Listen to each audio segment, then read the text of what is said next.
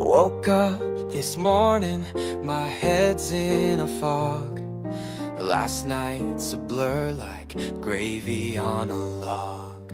The house smells like stuffing, shame fills the air, and there's turkey grease matted in my hair. Oh, I see the feathers, the empty wine glass, mashed potatoes smeared all over my past. The fridge door's open, the evidence clear. What the hell did I do after too much beer? I nutted in that Tussy again, oh no. Stuffed it so deep, couldn't tell friend from foe. Cranberry sauce all over the floor. This bird had me clucking for more, for sure. I glance at the table and my heart just sinks. Turkey's looking rough, covered in drinks. The wishbone snapped, the platter's askew, and now I'm haunted by a goblin deja vu. The gravy boat's empty, I'm feeling the shame. Can't even look at my dog, he knows my game. My pants are torn, there's stuffing on the ceiling. This bird unlocked a carnal Thanksgiving feeling. I nutted in that Tussy again, no lie. Butterball dreams under pumpkin pie skies. Drumsticks quaking, I lost all control. This turkey stole my heart and my soul. Now I'm facing the aftermath, cold and stark. Turkey's in the trash, but it left its mark. I'm calling my therapist, doc, we need a chat. 'Cause last night I did more than talk turkey fat. I nutted in that Tussy again, what a sin. Thanksgiving bird turned into a whirlwind. Basted with passion, glazed in despair. Now the turkey's haunting my Tupperware. So here's my lesson, a cautionary tale. Too much whiskey and the turkey prevails. Next year I'll stick to green bean casserole. 'Cause this bird business has taken its toll. Leftovers? Huh. Yeah, no thanks, I've already had my fill. Twice.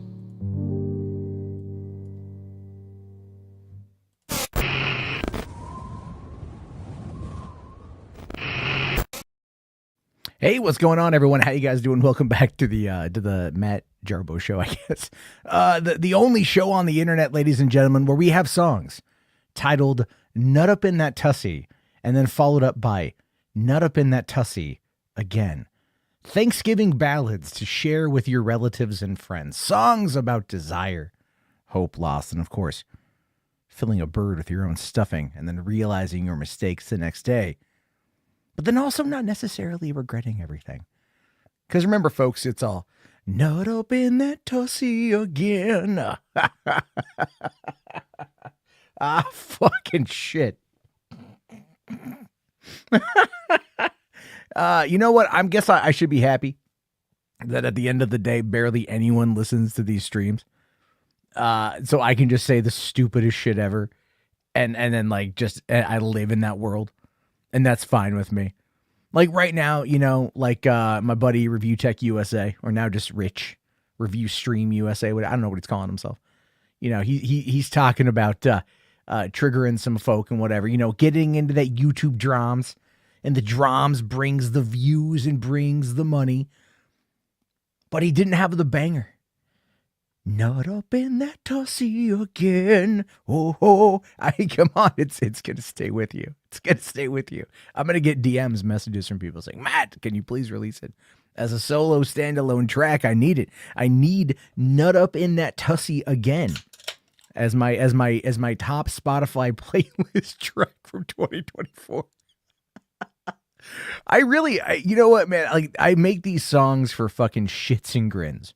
Okay, I do. I make them for shits and grins because I think that it's funny. All right, I think that is funny. I think that is stupid, and it just kind of stays in this environment. But every once in a while, you get a banger, and I want to say that one was a banger. All right, I want to say that one was an absolute banger, just because of the chorus. And I made sure to tell the AI, I want Nut Up in That Tussy again. You want me to play it again? You want me to play the whole thing again? Yeah, there's okay, more people are coming on. I'll play it again. I'll play it. I'll play it. I can play it right now as we kind of talk over it a little bit, right? There we go. It's only 3 minutes. There we go. Just listen to the sound. Doom, doom, doom. Woke up this morning, my head's in a fog. Yeah.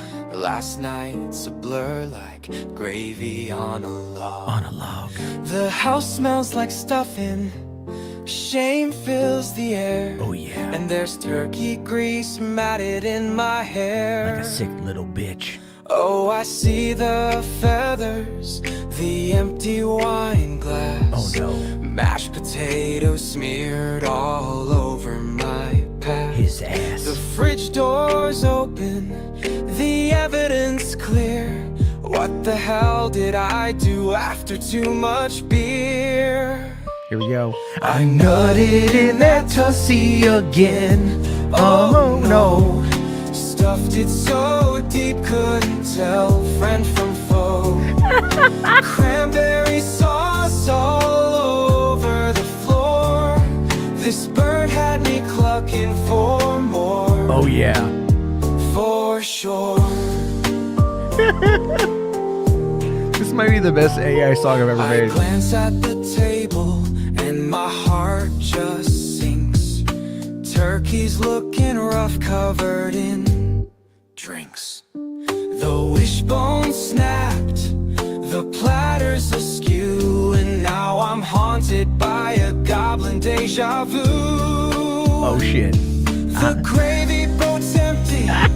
I'm feeling the shame. Can't even look at my dog. He knows my game. The dogs always know. My pants are torn. There's stuffing on the ceiling. This bird unlocked a carnal Thanksgiving feeling. I nutted in that Tussy again. No lie. Butterball dreams under pumpkin pie skies.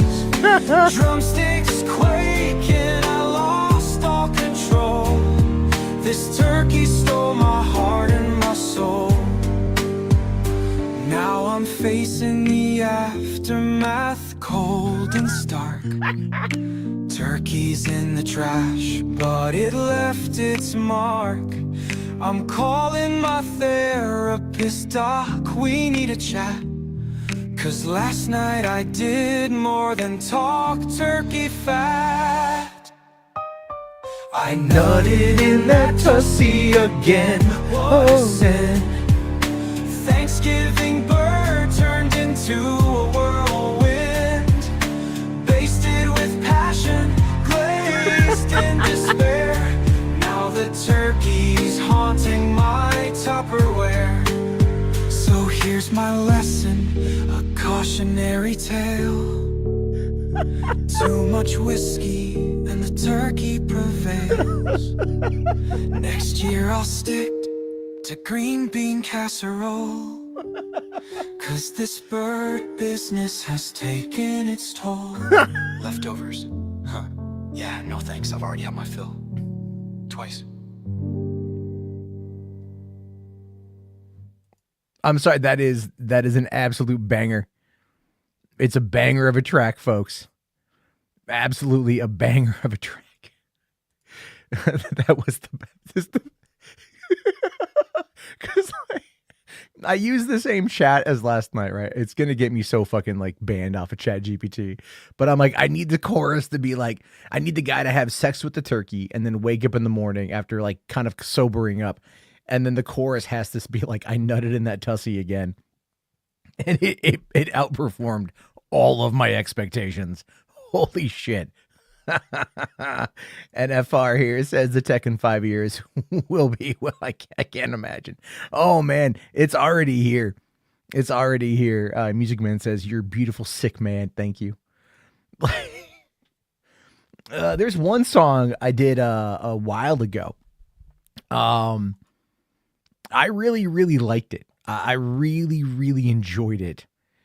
And it's one of the ones I've got to remember where it's, I don't know if I've played it, right? I don't know if I've played it for you guys before or not. It's kind of dumb. It's like, it's so stupid, right? It's so fucking stupid, but it's one that I did. It's on an older model, so it's not on the new model, but I should definitely, I should show it here. Hold on, I gotta try to find it. It was oh my god, I showed it to my girlfriend. She did not get a kick out of it. I thought it was pretty funny. I'm trying to locate. It's loading. Load faster. Can I search? Let me search. Can I search my own songs? Hold on. I just want to search my own library. Maybe let me search that. There we go. Remember a song was called Peen. There we go. I think this is it. No. It's this one. Okay. Hold on. Here we go. Okay. Let me, yeah, this one is, I like this one quite a bit. I do need to actually remake it now that we're on version 4, but this is a good one. Yo, I got a story, it's wild and obscene, about a little green Martian living in my peen. One day I looked down, saw a tiny green guy waving from my foreskin, nearly made me cry. How we get there, I don't really know, but he's chilling in my foreskin, putting on a show. Try to get dates, man, it's tough as shit when you got a Martian hiding in your bits. Got a Martian in my foreskin, life's a crazy ride.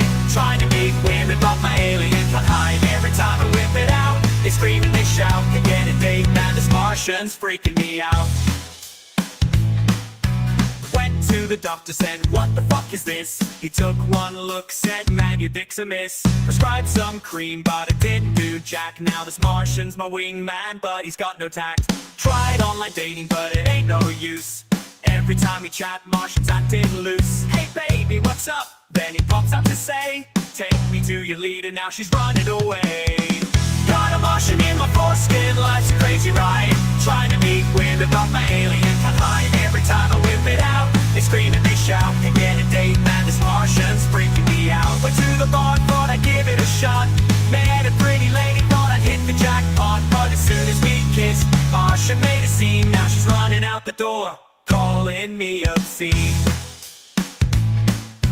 Martian and me, we're an oddball pair. Trying to get laid, but nobody will dare. He's got antennas and a little green hat. Ruining my love life, man, what's up with that? Tried to evict him, but he won't move out. Stuck with this Martian, making me pout. Guess I'm doomed to a life of solo nights. All cause a Martian's taking over my tights. Got a Martian in my foreskin, life's a crazy ride. Trying to meet women, but my aliens can't hide. Every time I whip it out, they scream and they shout. Can get a date, man, this Martian's freaking me out. Okay, so that's like that song. It goes on for a while longer. It's not you have to kind of edit it down, but that was version 3.5. This is the same lyrics, version 4.0. 4.0 did the nut up in the tussy. So this is, I don't even know how this is going to sound yet. All right. Kind of like Offspring. I got a story, it's wild and obscene, about a little green Martian living in my peen. One day I looked down, saw a tiny green guy waving from my foreskin, nearly made me cry. How'd he get there? I don't really know, but he's chilling in my foreskin, putting on a show. Trying to get dates, man, it's tough as shit when you got a Martian hiding in your bits. Got a Martian in my foreskin, life's a crazy ride. Trying to meet women, but my alien can't hide. All right, that's okay. Not as funny. I kind of like the upbeat aspect of the other one. Let's see what the other generation is. Yo, I got a story, it's wild and obscene, about a little green Martian living in my peen. One day I looked down, saw a tiny green guy waving from my foreskin, nearly made me cry. How'd he get there, I don't really know, but he's chilling in my foreskin, putting on a show. Trying to get dates, man, it's tough as shit when you got a Martian hiding in your bits. Got a Martian in my foreskin, life's a crazy ride. Trying to meet women, but my alien can't hide. I don't like that one as much. But anyway, you can do a lot of shit. The new version sucks. Yeah, it's not as good. It's not as good. The original's great. And all I put in for the prompt of that one was a parody song. So, hopefully one day they'll be able to look at like the seed of what actually went into it. And then from there, be able to like recreate the artist, right? I don't even want to call him the artist. It is, it's such an interesting thing what you can do with this shit. And I always enjoy just kind of messing around with it, obviously. I like to think of the weirdest shit that I can because it's just who I am as a person. And share it with all you other weirdos, which is one of the reasons why I like it. The white boy hip hop sucks too. Yeah, it ain't that good. But I'll have to mess with that shit a little bit. I'll have to mess with that shit a little bit more. So what we want to do, what we're gonna do is I got some stories. I'm gonna go over some weird shit as always, but I am, because it's Friday night. So here's what happened. Saturday, Friday? It's Friday. So here's what happened. I had to work tonight, and we were slow. So I did a private van, and I was done by 8:30. I worked for 3 hours tonight, and then I came home and ate some turkey, hung out with my kids, and then I'll stream a little bit. So what I'm gonna do is because I had fun last night talking. You guys, while I'm waiting for the thing to go on, you guys can see the number right there on the screen, 323-400-4956. That is going to be open to call on in. If anyone wants to call on in, you guys can do that. And we can have a conversation for a little bit, obviously. But in the meantime, what I'm going to do is I'm going to look at some weird news while we're waiting here. What we got is, this is an odd one. I just literally saw the headline for it. Bananas in pajamas, kidnapped and held for ransom by mafia. This is from Australian news. After years of industry rumors, an actor from Bananas in Pajamas has confirmed details of a shocking kidnapping plot. Shocking kidnapping plot. But Bananas in Pajamas. I can't do that. How do I do? Hold on. You've got your bananas in your pajamas. Bananas in pajamas. Right. Anyway. Oh, here we go. Bananas in pajamas was kidnapped and held for ransom. All right, there we go. They were stolen, and there was a ransom note for 100,000 Australian dollars for the return of the suits. And this came from Russian mafia. Are you thinking what I'm thinking, B1? I think I... Kenneth Rudley, the actor who played B1 from Bananas in Pajamas for 10 years, has opened up about life inside the suit, performing at the Olympics and a run-in with the Russian mafia. What was the audition? Sorry. Well, okay, if the Russian mafia was kidnapping Bananas in Pajama suits and wanting $100,000 Australian money, good Lord, the children from Bluey should be in witness protection program. Process like for Bananas in Pajamas. Do you remember? I had done a show at the ABC called Voting, where I dressed up as Genghis Khan. It was a sort of infotainment show to teach high school kids about our parliamentary system. And the director of that sometime later got in touch with me and said, we're making this show built on the song, built on the characters that are in Play School, Bananas in Pajamas, and we're going to shoot a live action version of that. it's only an idea. We're going to shoot 3 episodes. Would you like to be in it? And I said, no, thank you. I'm a serious actor. I don't wear suits. I'm a Shakespeare actor. I've studied at NIDA. And then I said, oh, okay. So I went along and spoke to them further about it. And then fortunately, they had another actor come in to play the other banana. And it was my good friend and colleague from NIDA called Nicholas Opolsky. And as soon as Nicholas was involved, I said, yeah, let's do it. And the director said, who wants to play B1? And I said, me. To be fair, if you're going to do a job like that, if you are going to be involved in some kind of production for children where it's like, you have to kind of act silly and act stupid, it is so much better to do it around your friends. It really is. It's so much better to do it around your friends. Okay, so he's getting going on this. Why did you want to be B1? Why B1 over B2? He just sounded like it was more important. How hot was it in that B1 suit? Because I can imagine it was pretty warm. Yeah, it was crazy, particularly in the early suits, the prototypes. They were really, really thick, multiple layers of stuff, on top of which was the blue and white striped costume. It was really impossibly hot, outrageous. The studio at ABC in Sydney, which is now sold, was cooled Jess, down I to don't know what zero. you're talking about. It was close to zero as they could get, because we were cooking inside the suit. So the crew was all dressed up in sort of Arctic gear in the studio, and the bananas are sweating like this. It was impossibly hot.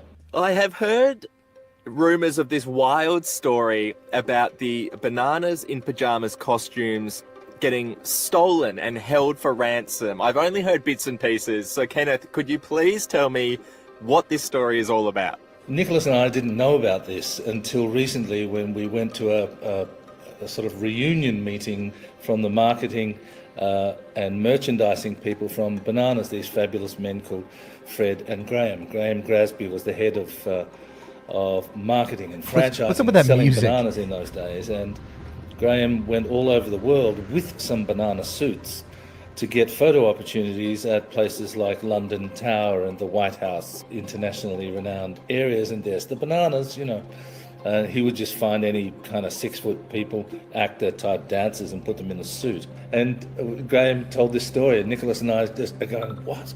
And he took the suits to, I believe, to Moscow, to try and sell them to in Red Square, and so the suits were there, and then the story goes they were stolen. The suits were stolen, and there was a ransom note given to Grasby for 100,000 Australian dollars for the return of the suits. And this is a marketing guy from the ABC, and this came from Russian mafia, I believe. And Graham got in touch with ABC Sydney and said, this has happened. They want 100 grand. What will we do? And the head of ABC said, well, we're not going to give 100 grand. How much do they cost to replace, to make? And Graham said they're $20,000 actually to make. And so the head of ABC said, okay, well, maybe offer them 20. And that way we either get the suits back or we can use the 20 to make new suit, like that. Graham said, okay. So they wired 20 grand Australian through, and then he's walking with a briefcase to meet the Russian mafia to give them 20,000 for the suits. And he stopped and thought, what am I doing? What am I doing? I'm a marketing guy walking to meet the Russian mafia? And so he went straight to the airport, got on a plane, and with the 20 grand. But and Nicholas and I just heard this recently, and we're just going, oh my God! So the bananas are actually in some gulag in Russia, in some freezing cold jail, and so we're improvising what the bananas might be saying.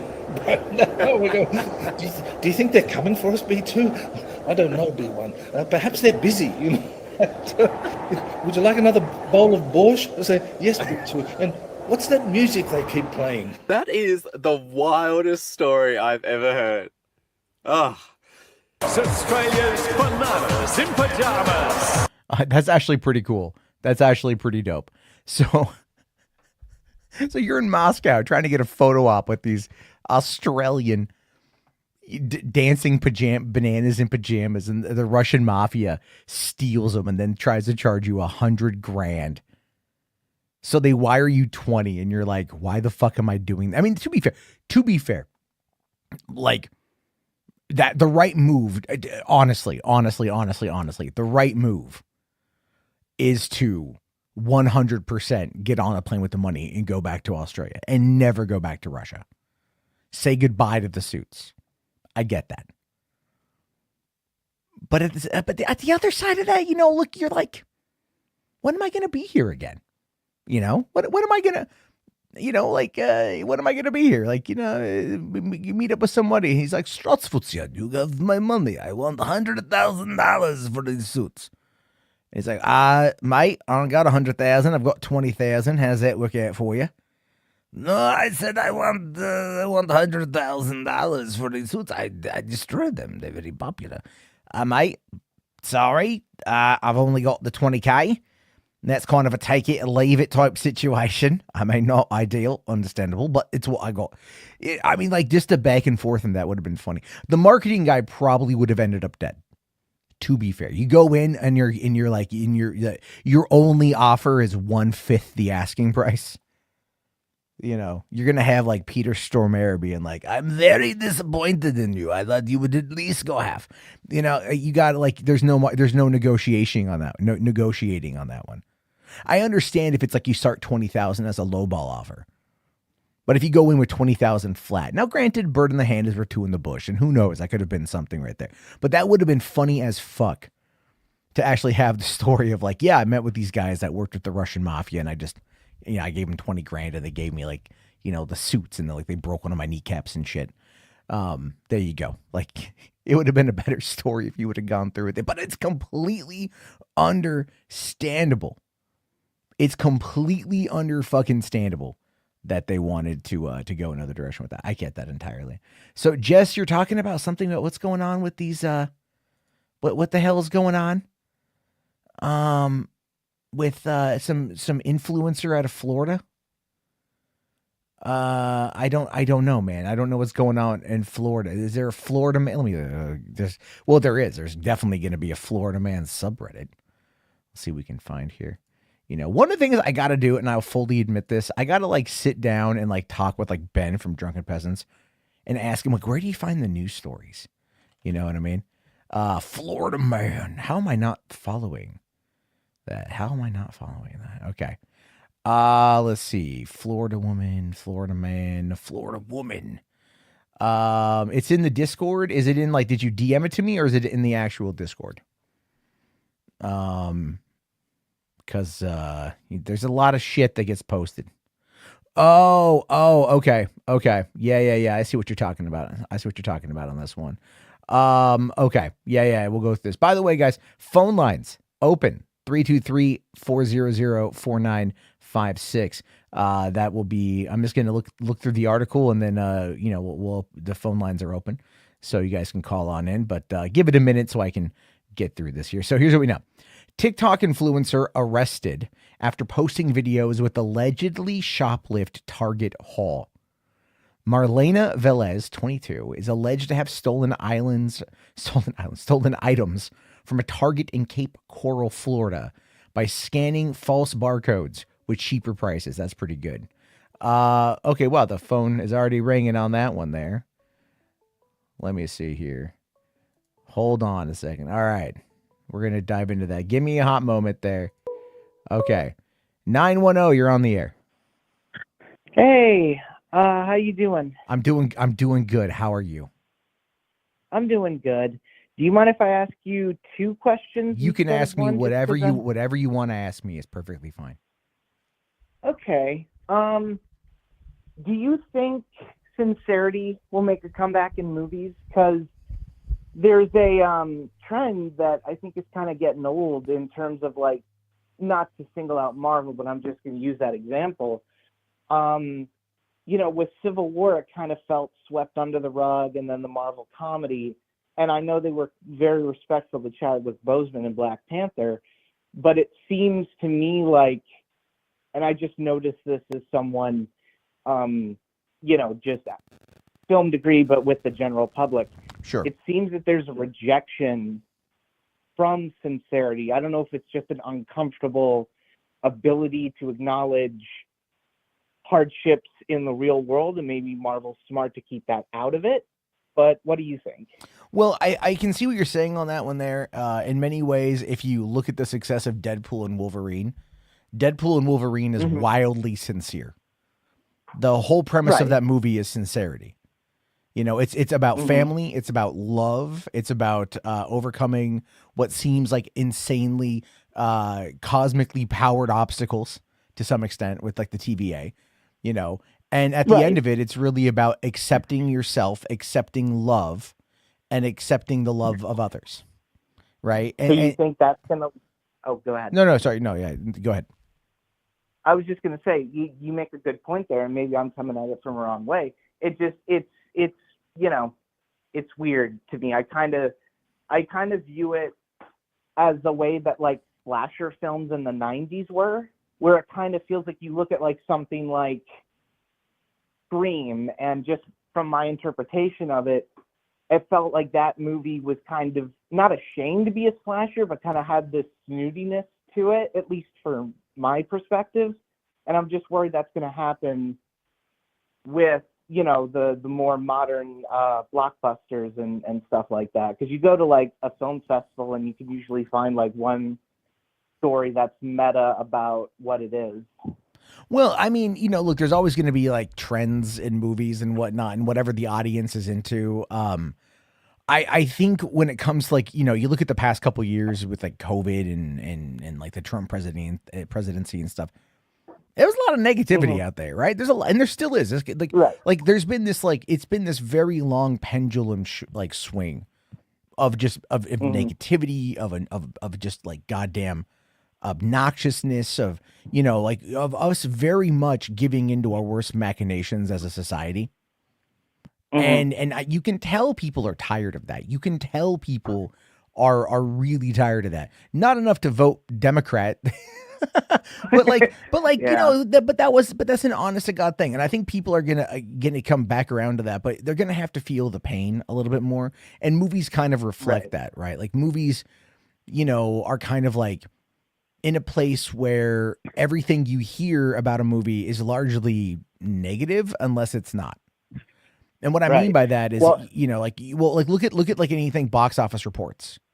You know, you know, you gotta go, oh, Moana 2 has done $100 million worldwide. Yeah, no fucking shit. Right? It's Moana 2. It's like good, bad, or the other. It's going to gross like $400-500 million. Well, I mean, you know, you're going to see so many articles. Box office explodes with Frozen 3. You know what I mean? God, I know. I'm not a Frozen fan, but yes, yeah. But then you'll see something like, you know, like a movie underperforms, right? Maybe not like, you know, and they'll be like, oh, my old or bomb or whatever. And they use these words, and then people really only read the headlines, or they see like the you know, the very truncated, whatever the fuck you want to call it, with like, well, and then you have the chuds giving it like a 1 star, even though I don't think they like these, like, what bothers me the most about the chuds, I just want to say this, and I want to get to my second question because I don't want to keep you on the phone line, but God damn it, the chuds, if they think the Marvels is a fucking like 2 out of 10, like what fucking movies are they watching? Because honestly, they're not, like, they don't watch movies. Like, that's the thing. Is like crazy. they only, here's the thing, they like they only watch the big budget tentpole shit. Right? That's it. Exactly. That's all they watch. And or if they watch other movies, they never talk about them. They never engage with them critically. You know, like there's that that My Old Ass that came out a couple months ago, the Aubrey Plaza movie, and it's not even. Oops. Okay, cool. I hit the wrong button and I thought it kicked me off of the page I was on.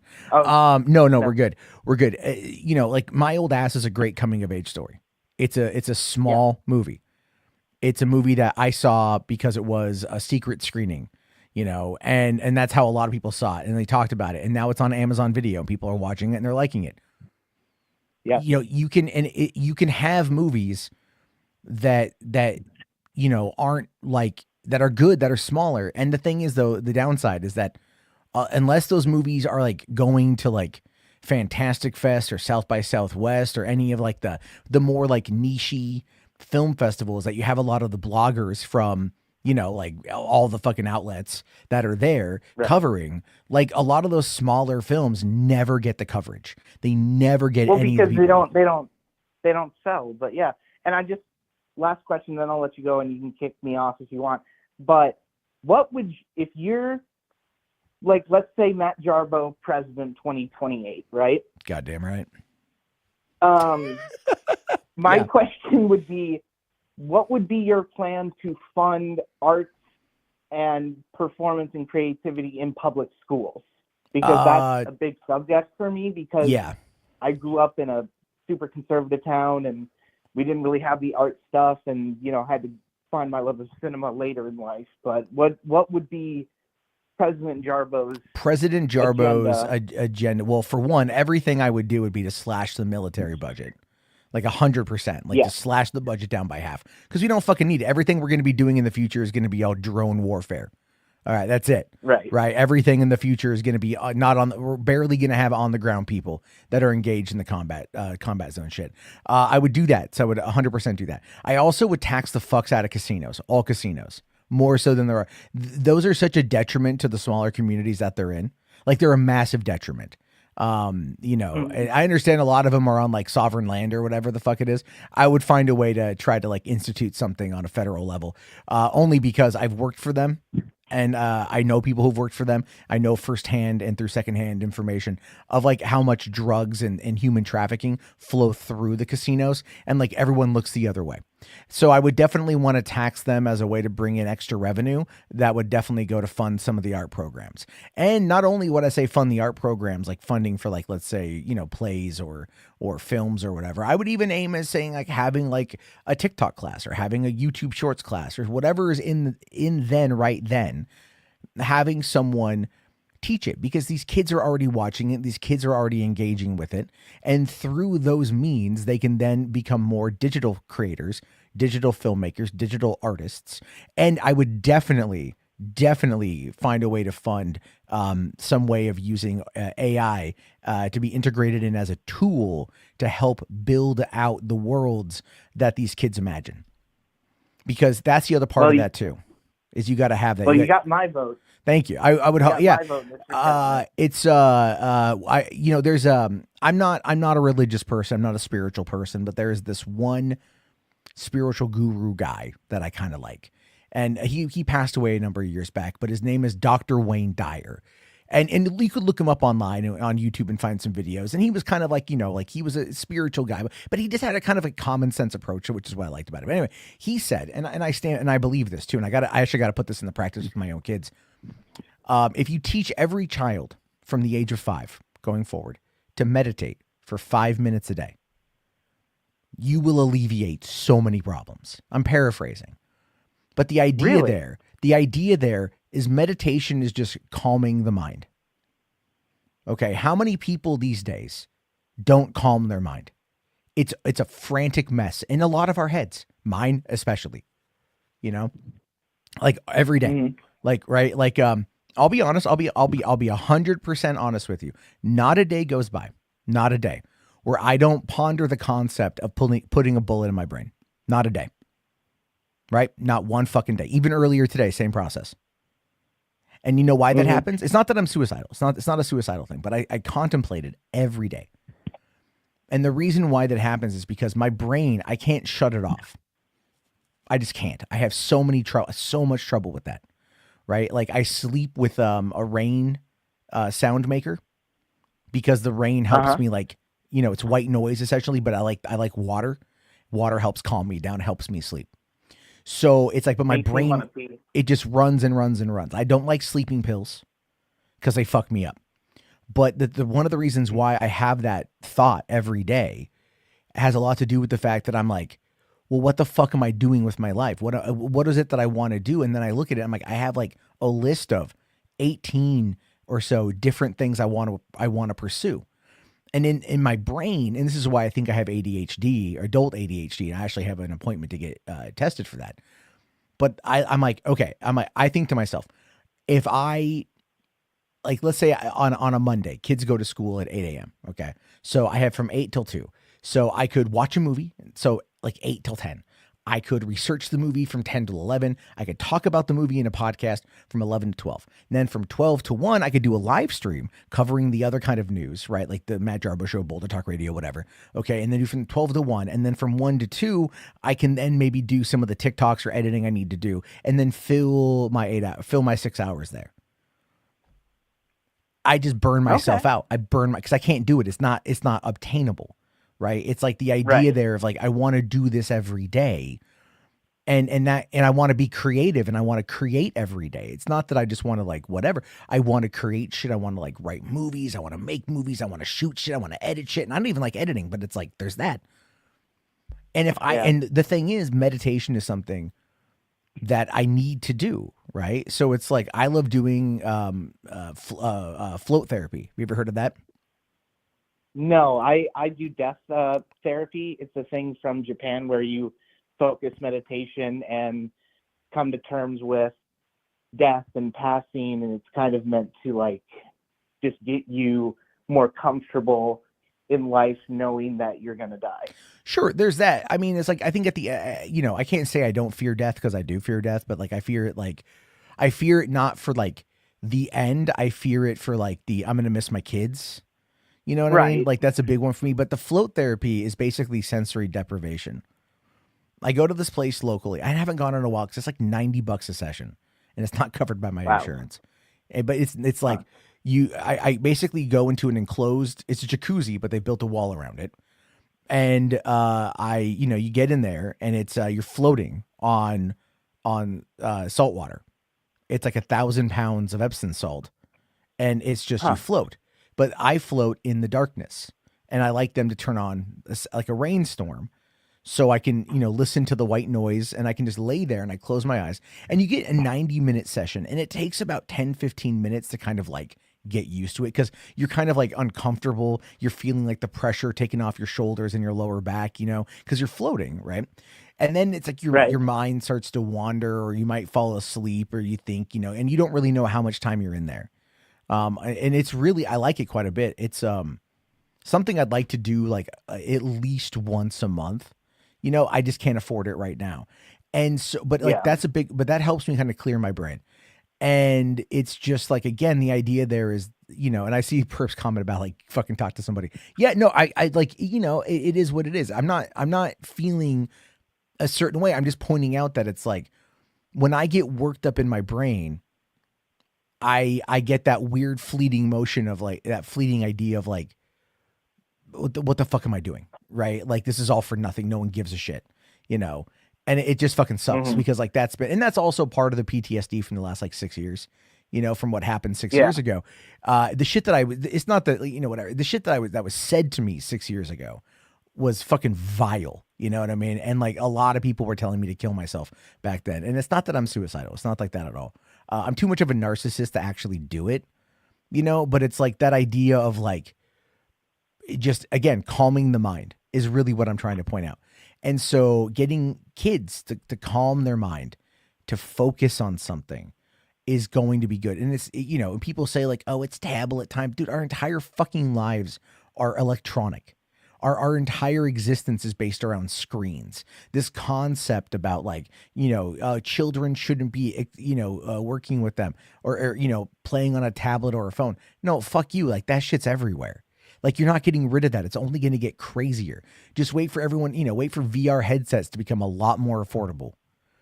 Like that shit's going to fucking happen. But it's like you teach them to like calm their mind, because a lot of the reasons why the kids feel the way that they do is they feel like they've got the big emotions that they don't know how to express.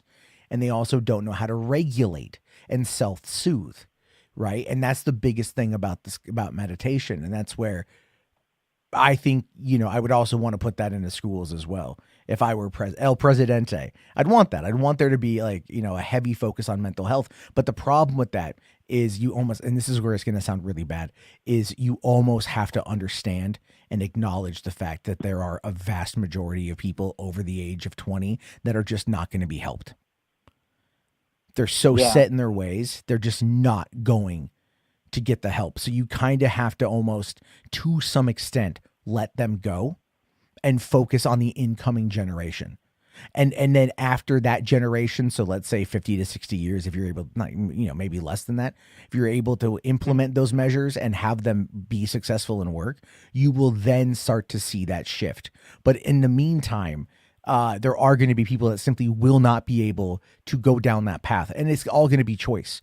They're going to choose to not quiet their minds for 5 minutes a day. They're going to choose to do that because it's too hard. And they can't do it. And they've been conditioned to not do it. Because if you think about it, if you really fucking think about it, what's the one thing we don't do with kids? Okay. We don't sit there and go, what do you want to be when you grow up anymore? And then we don't do that because a lot of them say like, I want to do TikTok or YouTube or whatever the fuck it is. Right. But like, it's really asking them, what is it you're into? Like my eldest daughter likes arts and crafts. So you know what? We take her to a children's museum where we have a year membership, and she runs up into the arts and crafts room and spends an hour up there and just gets to create shit. And she has fun. She wants to do it at home. Her birthday's in a couple of days. That's all I'm saying is like nurturing. It's really nurturing these kind of outlets, these creative expressions, gives kids confidence. It teaches them something. And then from there, that will then keep with them for their lives and allow them to grow into adolescence without having all of the anxieties that our parents put on us. Yeah. Oh man, that's great speech, man. Thank I you. mean, but It's yeah, part of my stump speech. But it's your acceptance speech. Yeah, but yeah. I won't be talking about American carnage. I'll be talking about American exceptionalism through meditation. you won't make your hands look like you're playing the accordion. No, that's actually something I like, surprisingly. I think it's funny.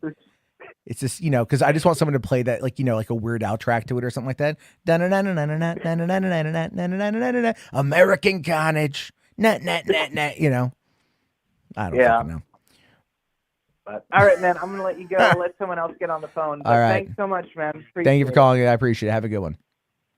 it. You too. Thank you. All right. Anyone else wants to call in? 323-400-4956. That was a good call. I see Perp is in the chat. What up, Perp? How you doing? Let me go back and back to this article. We can get some more information actually from this Instagram, surprisingly. But okay, here's what we know. All right, so social media creator arrested for theft from Target. And so we actually had one person reach out on Instagram and say, hey, I want to remain anonymous, but here's their name and date of birth and their Instagram handle. So from there, we were able to look up her social media and even find on TikTok, she posted a video that day of herself going to Target, buying these items, and then taking them home with her. Everything was documented, even the outfit that she wore. It shows like her getting ready with the outfit and even her glasses, and all of that matches in the TikTok with the attempt to identify photo that we put out. We really want to thank the community for all the input and information that they put forward. Whenever we put anything out like this, they're always really receptive and helpful and help us really find out who these people are that are stealing. So the best way to talk about that, for one, is to say like narc. I ain't blasting it, man. That's fucking funny as shit to me. It is. It's funny as shit. So you got a woman using barcodes at the self-checkout to scan items for cheaper. That's actually pretty brilliant, to be fair. That is pretty brilliant. I'm not going to sit there and try to sugarcoat it and be like, oh my gosh, right? When criminals get smart, that's where I've always found there to be like some level of respect for that, right? Someone, because like, look, the self-checkout shit, I like self-checkout. I don't ever, I think there's been one time I forgot like a bag of M&Ms or something, and it wasn't like I did it on purpose. It was like, oh shit, it just got moved in and whatever, and that's like $1.50, right? So it's like, okay, and this was a couple years back. So, that kind of shrink is something that they anticipate. And even with this, it's something that they anticipate. But what's funny as hell about that to me, more so than like the stupidity of the crime, Oh, well, no, really, the ingeniousness of the crime is she would have gotten away with it if she wouldn't have documented it on fucking TikTok. And this is where you have to kind of laugh, because so many fucking people are out there desperately trying to figure out ways to, you know, like get famous, and, you know, and so they document their crimes. That's fucking amazing that she got, and then someone, dude, and it was someone who knew her. It was someone close to her. The call came from in the building. That's what's happening. The call came from in the dang building. And now she's going to be looking to see who the fuck it is, right? Who the fuck narked her out? Yeah, she would have gotten away with it if it weren't for those meddling children. I'm using paraphrase language so I don't bust copyright. Jess here says, there was a time someone tried to buy a wireless speaker for $2.99 because they used a sticker from a travel bottle. I mean, like, yeah, absolutely. Jess here says, an ex-boyfriend or a simp she abused. I'm going to go with, yeah, one of those probably makes a lot of sense, right? Probably someone, you know what it is? You know, did you notice in that little video that she had, and you know what sucks though is I'm not able to like go back and, you can't rewind or do anything on TikTok, unfortunately, or on fucking Instagram. But see, she stole $500 worth of items. This is from, this happened just like a little over a week ago. And, one of the things that we notice in the video, I'm going to try to, pause it as I'm letting it play on its own just silently. But one of the things I don't know if you guys saw it. It showed her, pulling out a double stroller from the car. Right. And they, see if I can find this one here. Cause she's, shopping around. Hold on. It's almost okay. So she's got, yeah, she does all that stuff. Oh, she's got her fucking kids in the car with her. Okay, here we go. I mean, it's blurry, but you get an idea. All right, so here we go. So you can see she's got a double stroller with her, right? And so there was, but it didn't show her kids in the cart.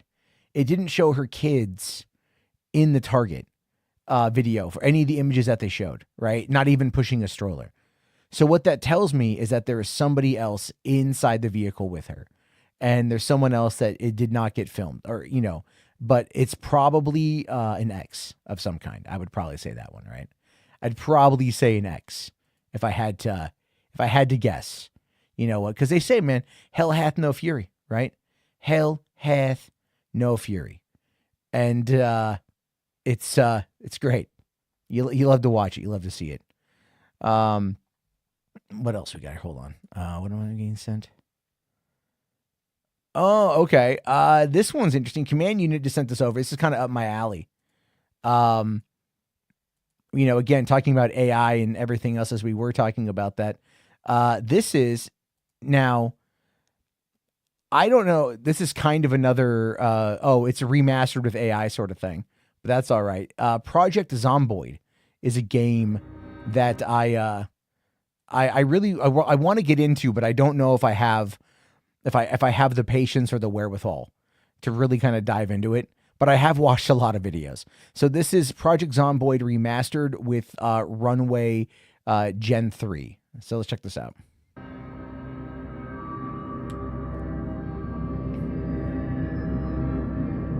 Oh, wow. I mean, like,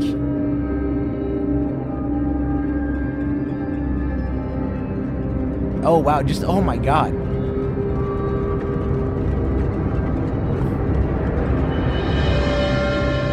I'll turn that down a little bit. I mean, just imagine like the fucking crowd shots you can get. Holy shit.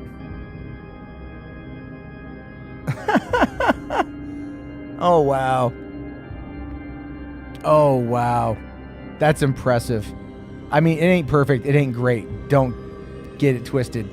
But, like, it is... Oh, wow. That's going to do so much for, like, getting drone shots or crowd shots or whatever. I mean, imagine how much money is going to be saved on these kind of visual effects. You know? And how oh, wow. That just, it looks cool. Yeah, Music Man says not bad. I mean, I agree, but it's like, I think that's fucking wicked. I don't know why. Like, I'm just so imagining, like, Zack Snyder's Dawn of the Dead. You know? It just kind of vibes like that.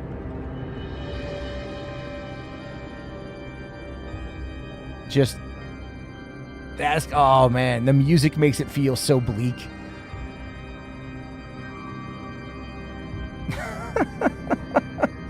It's impressive.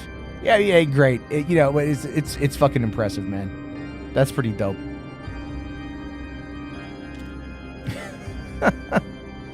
Wow.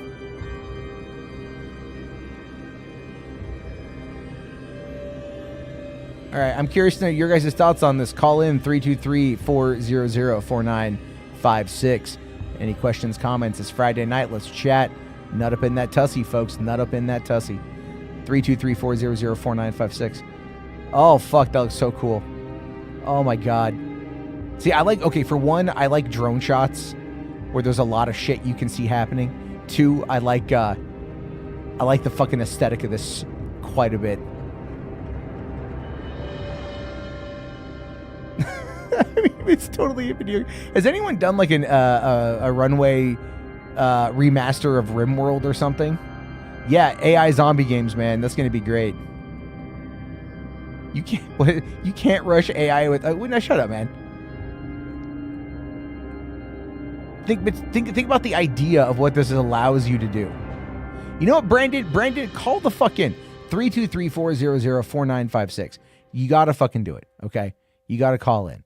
All right, you've been ducking getting banned. All right, you've been ducking getting banned. I want you to call in. I want you to call in right now. 323-400-4956. You've got the ability to fucking make 35,000 Gmail accounts. Okay. You know, I want you to do it. So you got to do it right now. 323-400-4956. Plushy says, oh yeah, Brandon called. That's right. One's in the chats. Guys, we got to do it. We got to bully Brandon to call in. We got to bully Brandon. We got to one's in the chats. Brandon, if you don't do it, man, it's just going to be straight up like banned forever. Okay? Banned forever. Buddy, you got to do it. Now's the chance. Now's the chance. Call in. 323-400-4956. You can do it. You can do it. I'm just going to keep playing AI. No. Don't respond to no bullshit. Fuck you. Fuck you. Get your ass in here. Get your ass in here. Right fucking now. Right? Get your ass in here. Right now. You have always done that shit. You get your booty hole in here right now. Come on. Yeah, call in. Did I watch a shoe and head video? I did not. I did watch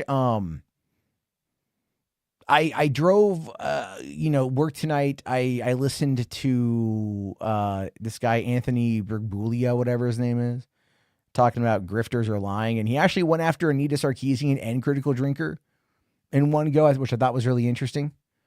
No. Fuck you, Brandon. Fuck you. Don't be a coward. Don't be a coward. Get in here, call right now, or I'm banning you for good. All moderators will ban you. Any account will be banned. No interaction. No engagement. I will put blockades, literally blockades, in the fucking YouTube thing, the banned word list, that will ban you completely. No one will see you. No one will talk to you. This is the ultimatum. Get in here, call in right now, or never again. None of this not tonight bullshit. I don't fucking care. call in 323-400-4956. Right now, you've been fucking, dude, you have been avoiding bans. You have been completely spurging out when it comes to like, you DM'd me on Instagram the other day to complain about AI again. Quit being a bitch and get the fuck in. Call now. 323-400-4956. Seriously, do it or never come back. I can feel it coming in the air tonight. Oh, Lord. Absolutely. Absolutely. You know, Jess, I know you have an excuse. You're at home. Yeah, I get that, Jess. You're working. I don't think Brandon works. Brandon, get the fuck in here and I'll tell you what's going on. 323-400-4956 right now. Call in. Or give me a number. DM me your number. DM me your number on fucking Insta and I'll call you. Right now. Flat out. You want to know? Fucking call in. We've explained it multiple times. I'll tell it directly to you. If you are man enough to fucking do it. You got to do it. Honestly, it's 11:01 p.m. Pacific. I don't know where you're at.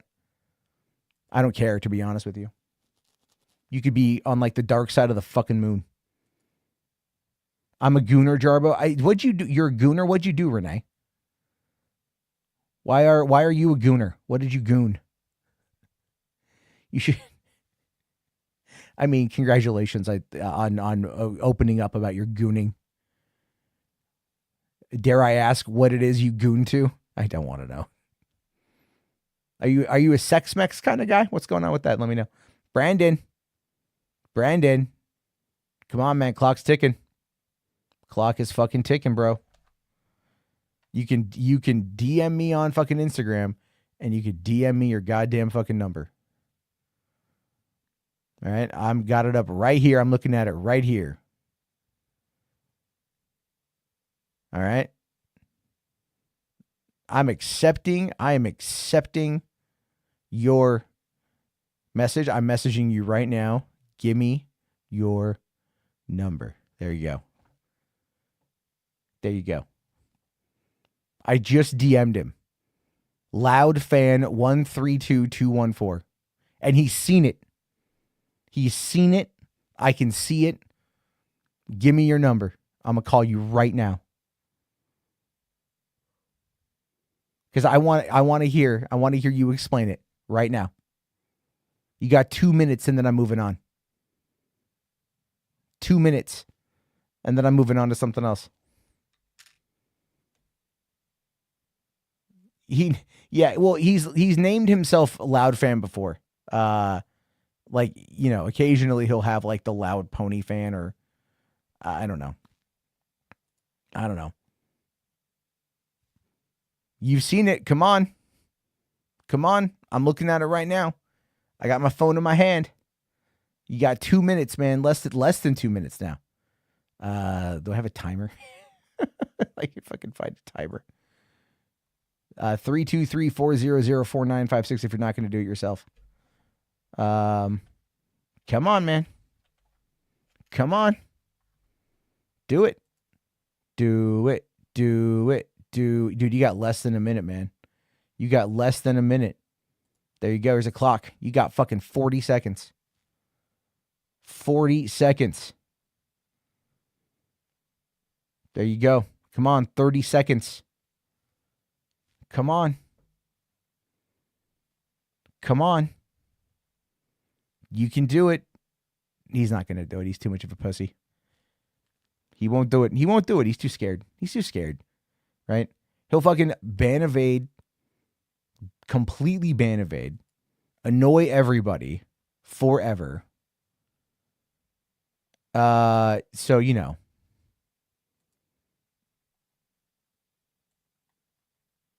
Okay, hold on. I want to find. So, let's see. Yeah, he ain't going to do it.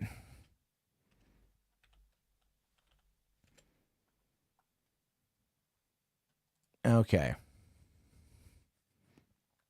What do we got here? Yeah, 105. Okay. What if he legit isn't able to join? Then he could say something, but he hasn't said anything about that. So I put up the clock. He didn't do it. So that means the phone line. Okay. All right. Bye-bye. I'm messaging him on. There you go. Okay. And oh, wait, hold on. I have another idea. You can say, "Hey, Meta, decline." Let's see. I want to try this here. If it will do it. Oh, okay, because Brandon has got I'm just turn this off here. We got the ability to call on Instagram. You can call. Let's see if it'll call. No, it's not. Called again. See, he's going to do it.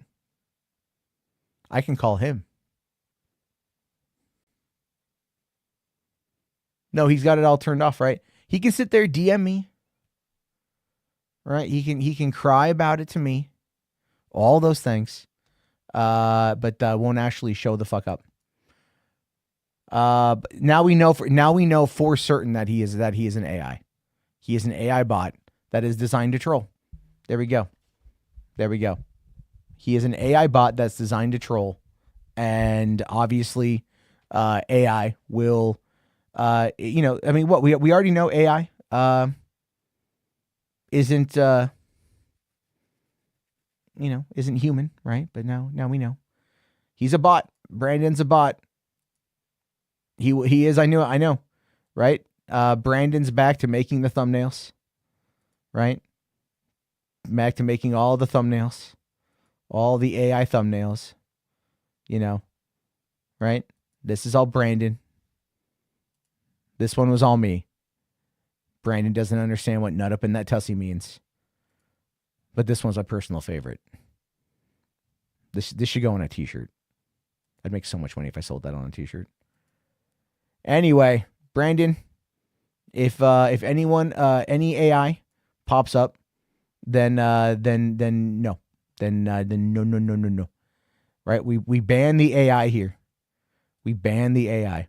But instead, let's watch this. This is something somebody made here. Harry Potter anime opening credits. This ought to be interesting, right? Harry Potter anime opening credits. Let's see. Let's check this out. Wow.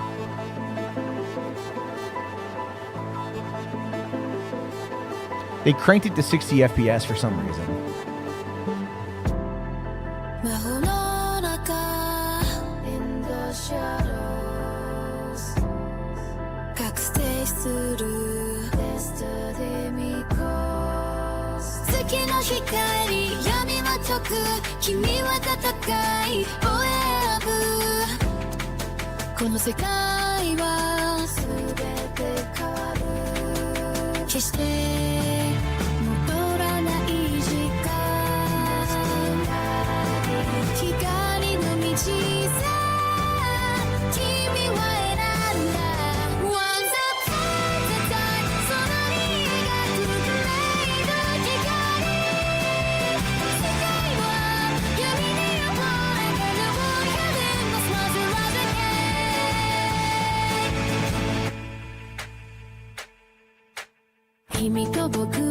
Okay, I would watch this.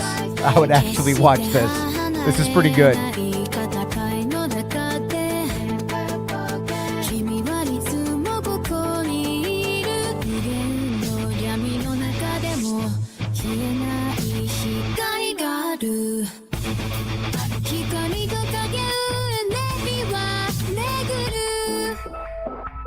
What's funny is I actually understand like most of these references.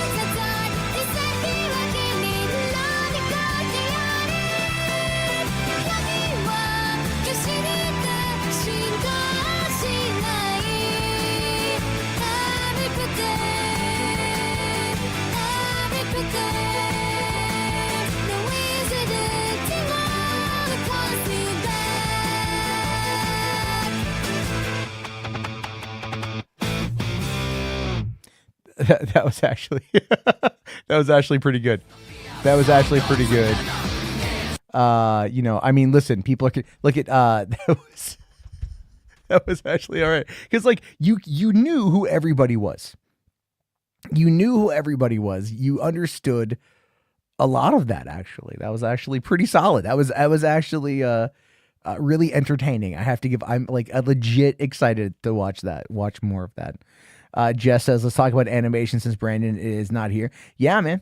Yeah. We could talk about animation, but again, you know, the phone lines are open 323-400-4956, or I'll just drop the fucking StreamYard link in too.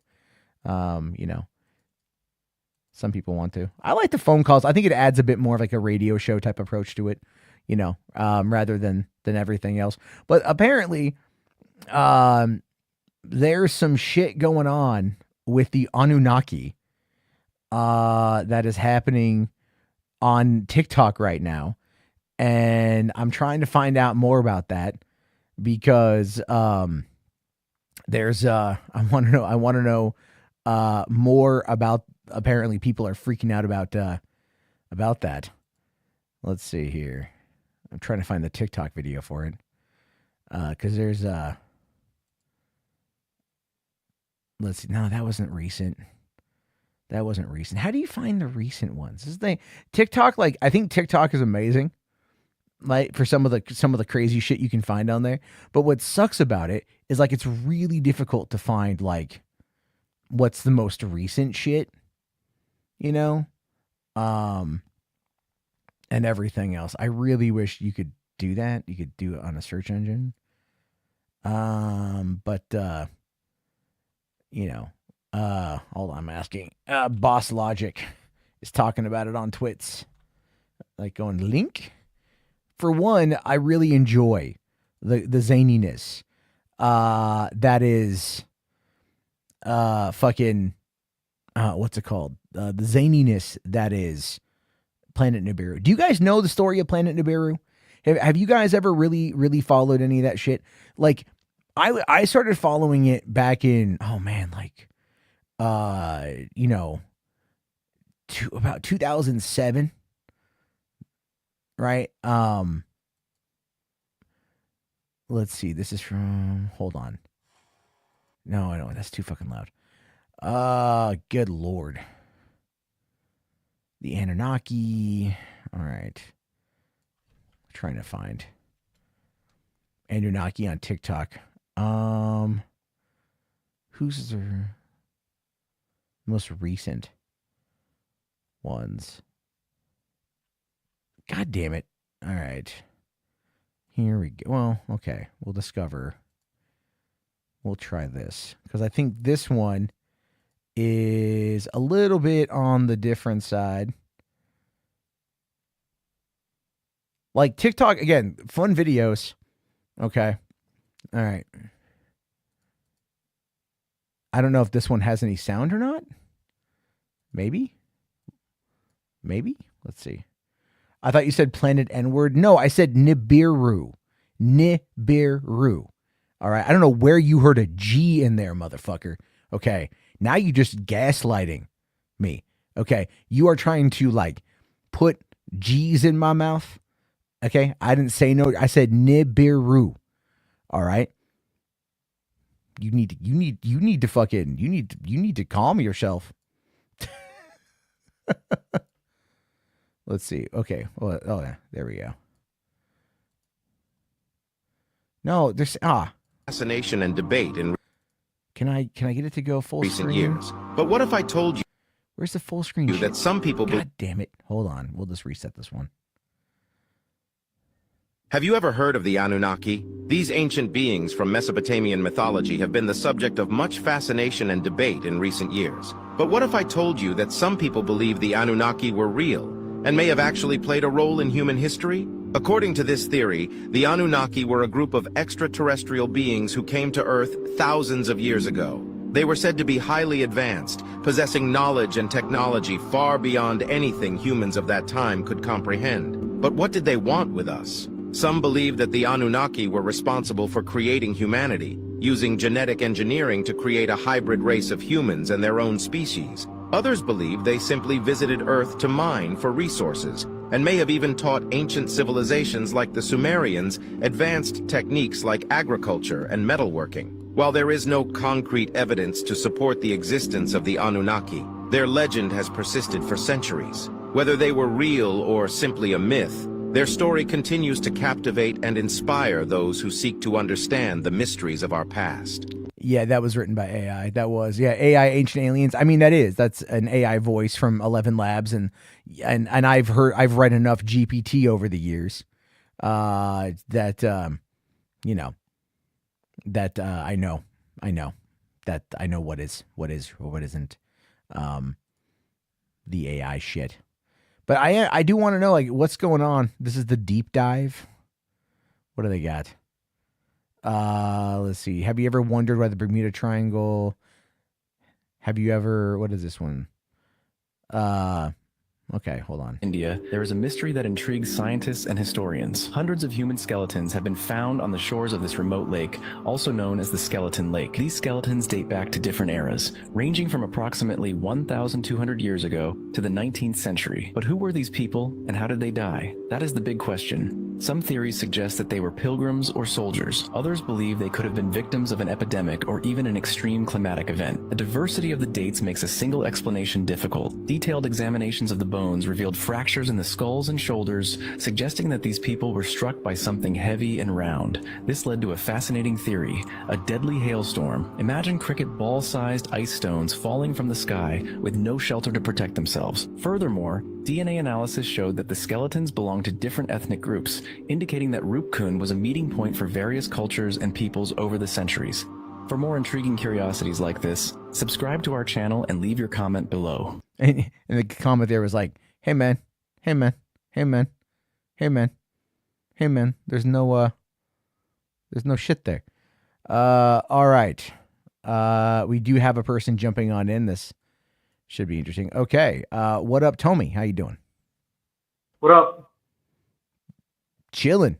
Yeah, just chilling. I keep seeing videos like that whenever they pop on TikTok. I've been seeing them for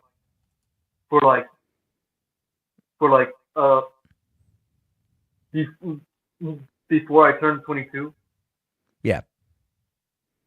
No, they're fun. They're fun to watch. I've always I enjoy just kind of watching, for the sake of whatever weird shit comes out of it. I always, because it's like I was listening to Coast to Coast talking about Area 51 the other day, and I just listened to the whole thing. I thought it was all right, it's pretty interesting, fun stuff, I'm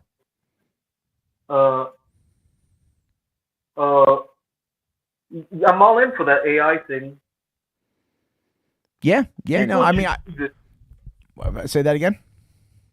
People should use it before corporations would dominate. Well, I mean, right now, I think the people using it are mostly the training data, to be honest with you. I think they're kind of training the models with all this stuff, and eventually. I'm hoping for more independent studios. Well, yeah, the thing is, though, you got to remember, the computing power for the AI is, is interesting, right? I should say is immense, right? The power, is going to be costly. So, once they figure out ways to kind of maybe, NVIDIA right now is working on graphics cards that run cooler, use less heat, but are more powerful. Can you imagine if we get a younger version of maybe Sean Connery or someone else, and you make an AI film starring younger versions, but if he was 14 or 12, wouldn't that be crazy? I mean, yeah, that's going to definitely happen.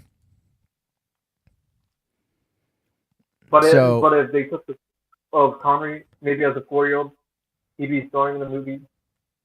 Yeah, I don't think his family would not like that. Well, I mean, you're going to have a lot of families that aren't going to be, happy with some of this shit, obviously. One of the things you kind of have to remember, though, is that a lot of people are gonna beg for forgiveness rather than ask permission.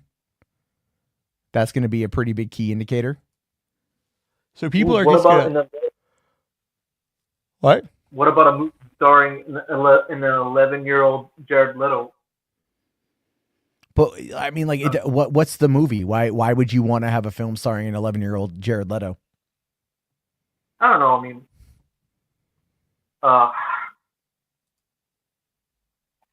I mean, I guess I get what you're saying about it. It's like, yeah, you're going to be able to like make stuff that will be tailored to your interests. So, you know, if you happen to, I guess, go to, you know, if you're interested in... Can we talk about something else? Sorry about that. Sorry. Yeah, go ahead. That's fine, yeah. What do you want to talk about? What about those AI Pixar style posters? It didn't have to be offensive, but... Well, I mean, they've done it. You know, you'll find some people talking about that in some ways. With whatever topic. I mean, I would love a Pixar style with whatever topic, with anything that's offensive. I mean, that would be funny. That would be just wild. I mean, well, yeah. I mean, I guess you know, if you wanted to be offensive, you could probably just, you know, do stuff. You could probably do stuff on your own. Ooh. What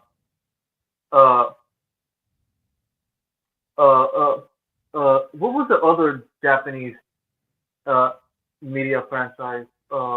Pikmin. If it was directed by Ridley Scott. I mean, that would be interesting, but I guess you'd have to kind of like ask it like what period of Ridley Scott. You know, maybe like you know, a science fiction. I mean, it takes place on another planet, and all you have to do is like. Well, you still have to maintain like some kind of aesthetic that would be tied into the idea of Pikmin. You know what I mean? Yeah, I mean, it's a kid's game, and Scott has never made a movie for kids. I mean, yeah. I mean, maybe Legend, starring Tom Cruise. I don't know if I'd go that far, man. Tim Curry as Satan was pretty wild. And then, of course, don't they kill Satan by Tom Cruise dipping his leg in like acid or something, and like he turns it to like a spike, and that's how he stabs Satan, if I remember correctly. I haven't seen Legend in a long time. Maybe I'm even misremembering that one. I'm not sure if my first Ridley Scott movie was Gladiator, but the first movie I saw was The Duelist, and then Alien, and then Legend, Someone to Watch Over Me, and then Black Rain, and then Body of Lies, and Thelma and Louise. Yeah, he's in a lot of movies. So, you know, he's What's up? It's his birthday. Is it his birthday? Yeah, he's 87. Wow. Well, good for him. Neon Genesis Evangelion, as if it were directed by Ridley Scott. Neon Genesis. I don't know. I think for something like that, you would probably want maybe, I don't know if I'd say Ridley Scott, but maybe like Guillermo del Toro. But I don't know if Denis could probably do it just because that would be more of like, how do I say it? Like it would, you know, the philosophy of Neon Genesis would definitely be an interesting subject matter to see portrayed on the big screen.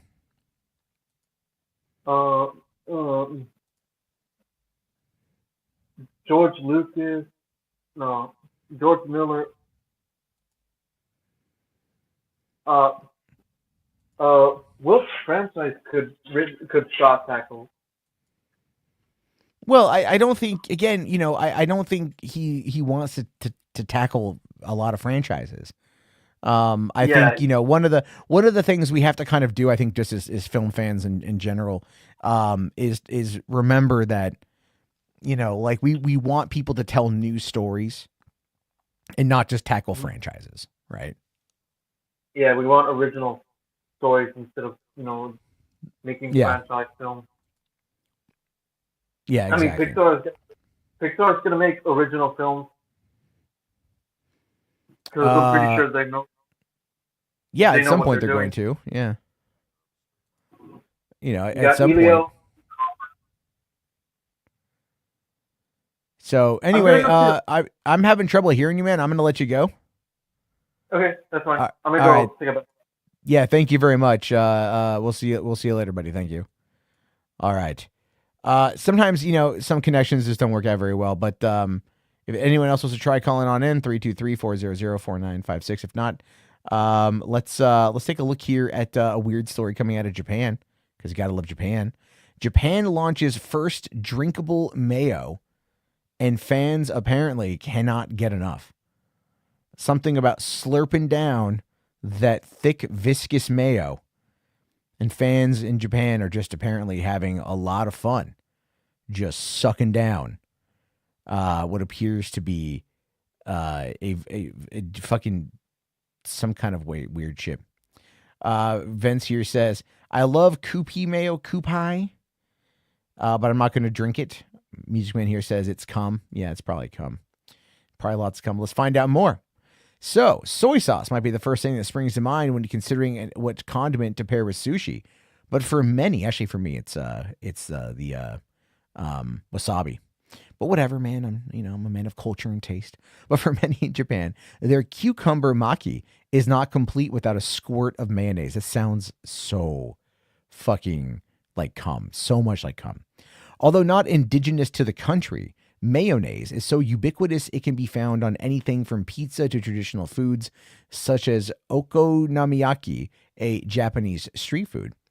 There are pop-up mayonnaise-themed cafes and a museum dedicated to the nation's favorite band, Kewpie. There's even a word in Japanese, mayora, which means person who is addicted to mayonnaise.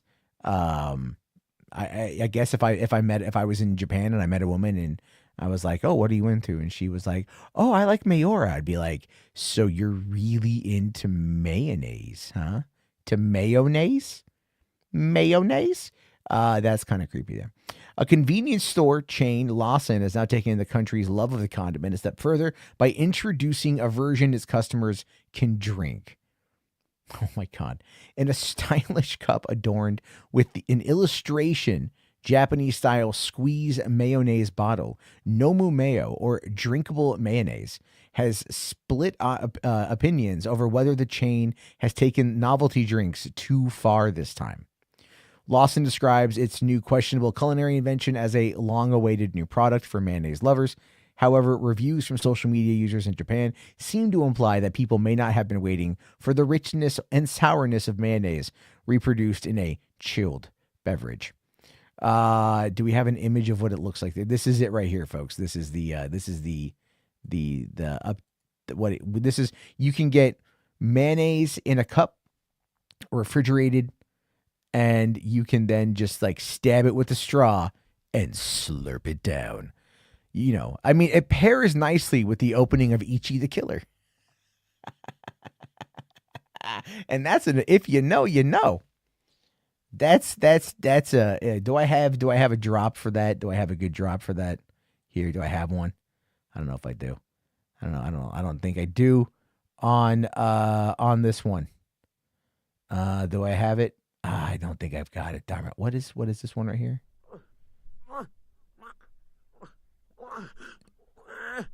Oh, sorry. This is a sound effect for how the mayonnaise is made. That's the sound effect for how the mayonnaise is made. I don't have one. I don't have one for the other. Oh wow! There you go, folks. There you fucking go. Add boba pearls. Oh, that's disgusting. Oh, that's gross. That's disgusting. It's terrible. It's terrible. What are you doing to me? That's blah, blah, blah, blah. You guys, man. You guys are fun. All right. Moving on. Another weird story. Chinese man sends 550,000 and family's life savings to streamer so she would call him bro. Listen, man, every streamer wants somebody who is, going to help out, right? Because, support's always a good thing, okay? Support your local streamer, obviously. But being so obsessed, really, with a Chinese streamer that you give her a lot of money, hundreds of thousands of dollars, so she'll call you bro. A little bit weird, a little bit wild. Let's find out more. So, as reported by the South China Morning Post, a man with the surname Hong, unique for China, became so enthralled with a streamer calling him brother, he ended up draining his entire family's life savings to send her cash. The man even resorted to eating plain steamed buns while sending everything he had to the unnamed creator.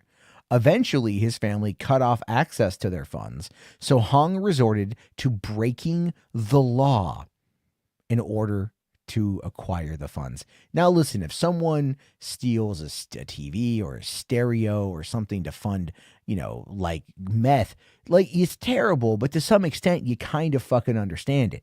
You kind of get it. You kind of go, okay, I get you got the addiction. The addiction is there, and this is how you're, you can. It is a like a physical manifestation. Okay. Like reaction or action and reaction, right? That you can maybe like build off of for treatment purposes. But when someone's like, I just want a woman on the internet to call me bro, to call me brother, I need it more than everything. Now, the man who was making deliveries as part of his family's hardware business began stealing copper materials and sold the items to waste recycling stations. Ooh, actually, that's smart. Copper goes for a fair amount, by the way. And copper is one of the most commonly stolen metals. However, when a significant amount of copper went missing, a factory contacted the police and Hong ended up turning himself in. My God, the man stole copper for this woman and doesn't even get a nut. When the authorities showed they had evidence of his financial transactions, he confessed to 40 thefts. In total, he had stolen 316,000, all of which he sent to the streamer. I didn't want to meet her. I just wanted her to call me brother. In total, he sent the creator 4 million won, 550,000 USD, which shocked the online community. If you want her to call you brother, why not record it and play it on repeat? One user asked. Maybe he should see a psychiatrist, said another. This isn't the first time someone has spent big money in a creator. In 2022, Twitch star Amaranth was sent 70,000 in cash, a new phone, and self-defense items from an anonymous viewer. I remember that. You guys remember this one here? So, yeah, she got this random package in the mail that had $70,000 in cash. All right. Yeah, I agree, Tony's. Parasocial relationships are insane. Speaking of which, has anyone seen H-Barts? He usually doesn't work on Fridays, so I'm kind of a little bit worried about him. Anyone seen H-Barts? H-Barts. Where are you, H-Barts? I'm checking Twitter. Has he been tweeting about Ella Purnell? Got to check that. Anyway, and I'll tell you this. So last night, after the stream, I was awake for a little while longer, and I was kind of looking around, and somehow came across this thread on 4chan of leaked OnlyFans gifs from videos of Amaranth and Jessica Nigiri, whatever. And Amaranth has actual sex tapes, but you don't see anything. You'll see your boobs, but they don't ever show any kind of penetration. So you don't know if it's actually happening or if they're just manufacturing it. But I'm like, dude, people are going to absolutely worry about, I don't know, a little bit weird. I would show you guys what I'm talking about, but I don't want to get I don't want to get banned. That's one of the things I fucking hate, by the way. I just hate this. I just want to put this out there. One of the things I really dislike about this online shit, okay, is we can't go full bore degenerate. Not that you have to go full bore degenerate. You don't have to go full bore degenerate. But in some ways, it's like, you know, there's stuff you want to talk about. Okay, there's stuff you want to talk about that you just can't talk about. You know, people freak out about that shit, right? It's all like, oh, they unalived themselves, or like the beer bug instead of saying COVID. You know what I mean? And you're like, God damn it. Just like, you know, look, man, there are people out there who just, you know, who just want a goon, okay? Who just want a goon. That's it. You know, not a big deal. All right, not a big thing. Okay? All right, but no, like no, it's available on Reddit. It's available in a lot of places, but people are just so worried about that shit. Fucking ridiculous, guys. Fucking ridiculous. She only does BJ vids. No, she doesn't. No, she doesn't. I saw it last night. It was not a BJ. Now, granted, this was something that was uploaded, you know, it was uploaded to 4chan and, you know, everything else. So let's see. Oh, okay. There we go. Someone, okay, there's a WorkSafe board for looking at some of the AI stuff. Okay, cool. Oh, someone did a Harry Potter, another Harry Potter trailer, Redneck Harry Potter. I think I might have shown you guys that one before. It was The Other Hole. I mean, one of the other ones, yeah. Jess says, I'm now thinking about the Akuma animation skit. I don't know what that one is. I'm sorry. So, anyway, I figure I'll go about another 20 minutes till it hits midnight. My time. I need to go finish playing Metal Gear Solid. And go from there. I want to beat. I need to beat the damn game. I need to beat the game. So Chung Lee makes Akuma Coom. Oh God. Jess is sending me something. This is what he does. This is what he does at work. Finds weird Gooner videos and sends them over. I'm kidding. I'm kidding. I mean, not really, but let's see. There we go. So this is the Chun Li makes Akuma Coom. Flash kids. Akuma! Akuma! Hello, Guile. Akuma, this has gotta stop. No one's seen you for 6 months. I'm going to coom. You can't spend all your days cooped up in here, Akuma, trying to coom. And yet here we are. It's not healthy. I'm on a spiritual journey, Guile. Could you at least move somewhere with windows you could open? I'm afraid not, Guile. I've been edging for months. Even the slightest of movement could cause me to lose control and send all of my hard work down the drain.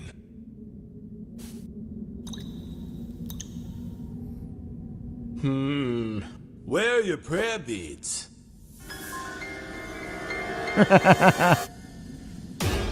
Okay, that's it. Let's go out of the cave. No. Come on! Take one step further and I will detonate! I won't let you ruin my ultimate coom, Guile. In precisely 10 minutes, a timed donation of $10,000 will go out to my favorite streamer, causing her to say my name.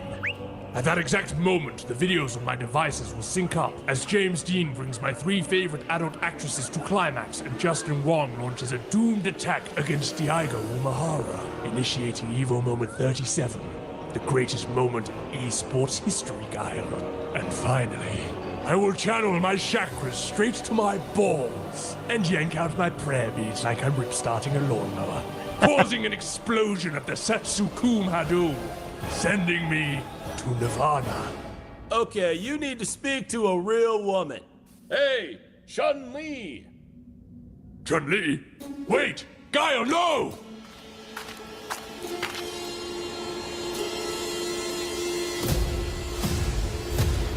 Ah! Ah! Ah! Ah!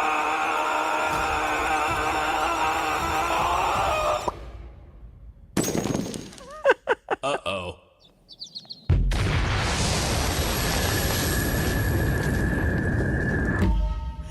Jesus Christ. All right, that was pretty good. That was definitely pretty funny. Real quick update here. So I decided, I was curious. I looked at my phone again, and I wanted to check on our pal Brandon to see whether or not he what his Instagram was all about. And it turns out he deleted his account. The account that he messaged me from, he deleted his account. He ran and cried and deleted his account. Oh my God. That guy is, wow. He needs 30, 40,000 new accounts, but goddamn, you respond to any of them, and he's like, I can't do it. I can't do it. I can't. It's so bad, you guys. It's so bad. It's just terrible. Oh my God, my nuts. Anyway. Command unit here. Did you watch the other vid? Are you talking about we watched the Harry Potter one, and we watched the Project Zomboid one. Those were pretty solid. I don't know what this 40K one is you sent me. I don't know which one this one is. But there's that one, yeah. Wow, he's ducking smoke. He is ducking smoke. He's absolutely ducking smoke. Right? What a bitch. What a bitch, guys. You can dish it out, I guess. I don't know. Freak out, whatever. On that. It's kind of pointless, isn't it? It's just kind of, I don't want to say pointless, but it's kind of just dumb. It's just kind of dumb. It's just kind of stupid. I was like, yo, I'm going to get mad over something. They're like, whatever, guys. So, I don't know. Anywho, any fucking who. What do we got here? So, my give a fuck meter about Brandon's feelings ran out a long time ago. Yeah, well said. Well said. Well done. I agree. I concur. But, yeah. I guess, I don't know. Do I have anything else that I grabbed? There's kind of I don't want to say it's a slow day. We can cover the TikTok thing. We covered the drinkable mayonnaise. Florida Man stuff. Does there anything good Florida Man wise? Let's see here. Oh, we got ourselves a call. Fantastic. All right. Do that. Okay. 661, you're on the air. Hey, Matt. Long time no talk. Is this Chan? Yeah. All right. What's up, man? How's your Glicked Moana weekend going for you? Not good. You know what's crazy is this is so weird. This randomly showed up on my Instagram feed. I don't even know how, right? Because I don't really have any followers on Instagram. I think I literally have like 2. Yeah. And I found a video of some guy who posted one of our lines. And then he was like, you guys' theater's trying out new things. Making people wait so long that they miss the movie, and like the whole movie, and then they get to eat their popcorn. And it's like, what? Yeah, that's weird. I mean, like, I don't know. Well, what's weird about it to me is that I commented in the comments, and I'm just like, we're short-staffed. It's the fucking holidays. If people call out, we ain't gonna get people to come in on Thanksgiving. Yeah. You know what I mean? And all these, and what's funny, there's this guy who's harassing me in the comments. He's like, see, this is the problem. Your generation's so short-minded or whatever. It's all about you. And I'm like, what? I'm like, first of all, you don't even know how old I am, man. Yeah, well, the thing I learned, and that's like that's every job. My dad's a freaking correctional officer, and he has the same problem. People call out, they're short-staffed. It's nothing you can do. It's holiday. Yeah. And then it's like, oh, why do people call out? And you're like, well, because, people call out. It's the holidays. It's the holidays, what do you yeah. want people to do? Yeah, like I went to work today, and my supervisor was all like, I was telling her, because she gave me yesterday off because I worked on Wednesday. So, you know, she's like, oh, how'd it go? And I'm like, oh, my girlfriend and my daughter were throwing up last night, you know, and I'm kind of feeling a little queasy today. And then she's like, you can't call out on me. You can't call out on me. And then, you know what? I worked 3 hours and then I get a text from her and she's like, how would you feel about going home early tonight? Yeah. Because I was supposed to be getting home. I was supposed to be picking up my last set of passengers literally like 15 minutes ago. Yeah. So I think what's crazy to me though is like hilarious how some of those lines though are so massive like that, because you literally get these families who have like 17 people from Moana or whatever. Yeah. Or even just like a few of them, like whatever, and they literally come in 15 minutes before the movie starts. And they're like, yeah, but do they buy the reserve seats? That's the question. yeah, they do, but Okay. it's like, why do you come in like 15 minutes for your movie and expect to be able to get one and get food? Well, I mean, okay, like, I mean, to be fair, if you're paying for the reserve seat, then you don't have to get there and try to find a seat. You've already got the seat. I get what you mean, but I don't know. I feel like some of those people who get pissy at us though, like, I've been waiting in line forever. And I'm just saying, like, but like you came like 15 minutes before your movie started. Yeah, but there's also like 26 minutes of previews. So I don't get it. So I get I guess, yeah, I feel you there. For most theaters, for us, we have about 10 to 15 minutes at most. Okay. So that goes back to my point. My point being, if you're complaining, why are you getting here 15 minutes early? But then you've got 15 minutes of previews. They've effectively got, fucking 30. They're 30 minutes early, technically. Yeah, I guess that's true. I just feel like some of the people I was seeing complain in the comments, I was like, most of these people did not plan.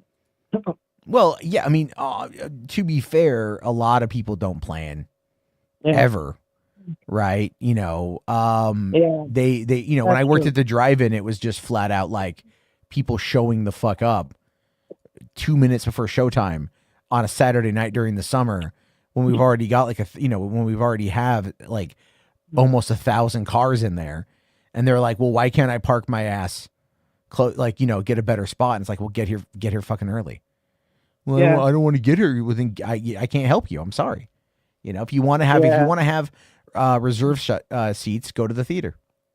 Yeah, I felt bad for us today though, because we were so short staffed that men's restrooms never really got checked. So I stayed 30 minutes extra to clean them, right?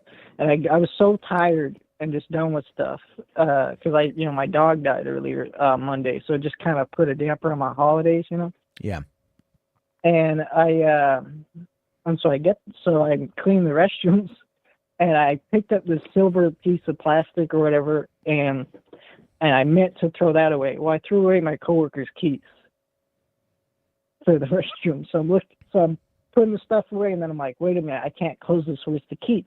And I'm like, oh shit! I threw it in the garbage. So I had to take the trash bag into the back, dump out the bag, sort through the trash, only to find his keys, and then go put that trash back in the trash can, and then finish checking the restrooms. Oh wow, that's disgusting. Yeah, I felt so bad. I was like, oh. At least it was just like paper towels in there that were wet, but still. Yeah, it wasn't like the as bad as some of those bathrooms can get. Yeah. Like, ooh, yeah, those can get pretty bad.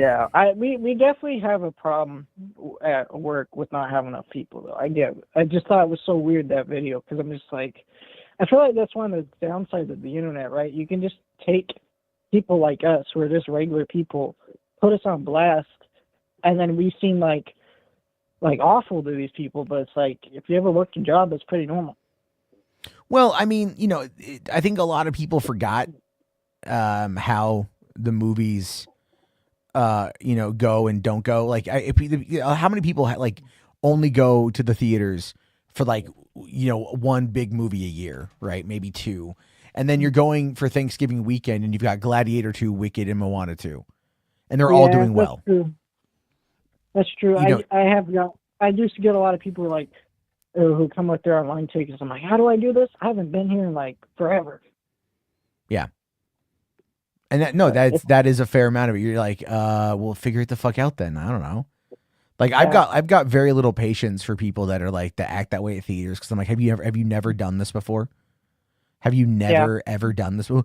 Well, I don't really know. Well, no, you've never done this before. Just admit it. You're a little slow. Like you've gone to theaters. Like where's your etiquette? Yeah. Where's your fucking etiquette?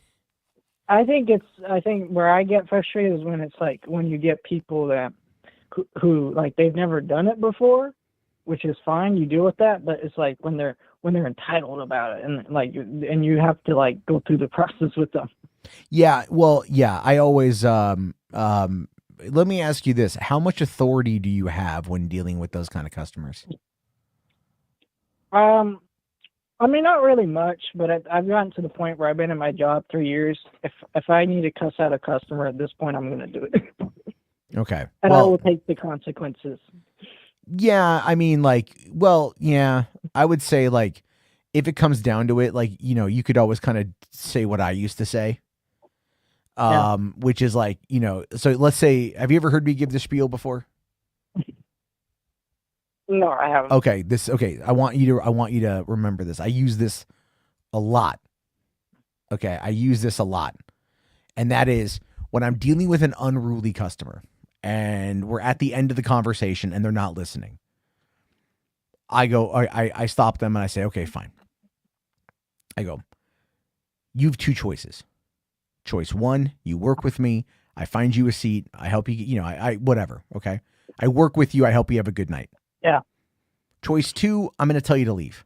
And you strike me as the kind of person who's not going to want to leave. So then I'm going to have to call the cops. And because I'm calling the cops, they're going to be here in 5 minutes and they're going to make you leave.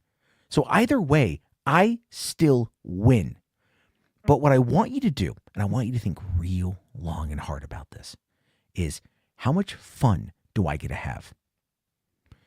And if you can nail that, like a variation of that, and you can really nail that how much fun do I get to have line at the end there, they normally will go like, okay, fine, fuck it. I'm just going to, because like they're waiting for you to like go into that moment, right? Like they don't know if you're actually going to call the cops.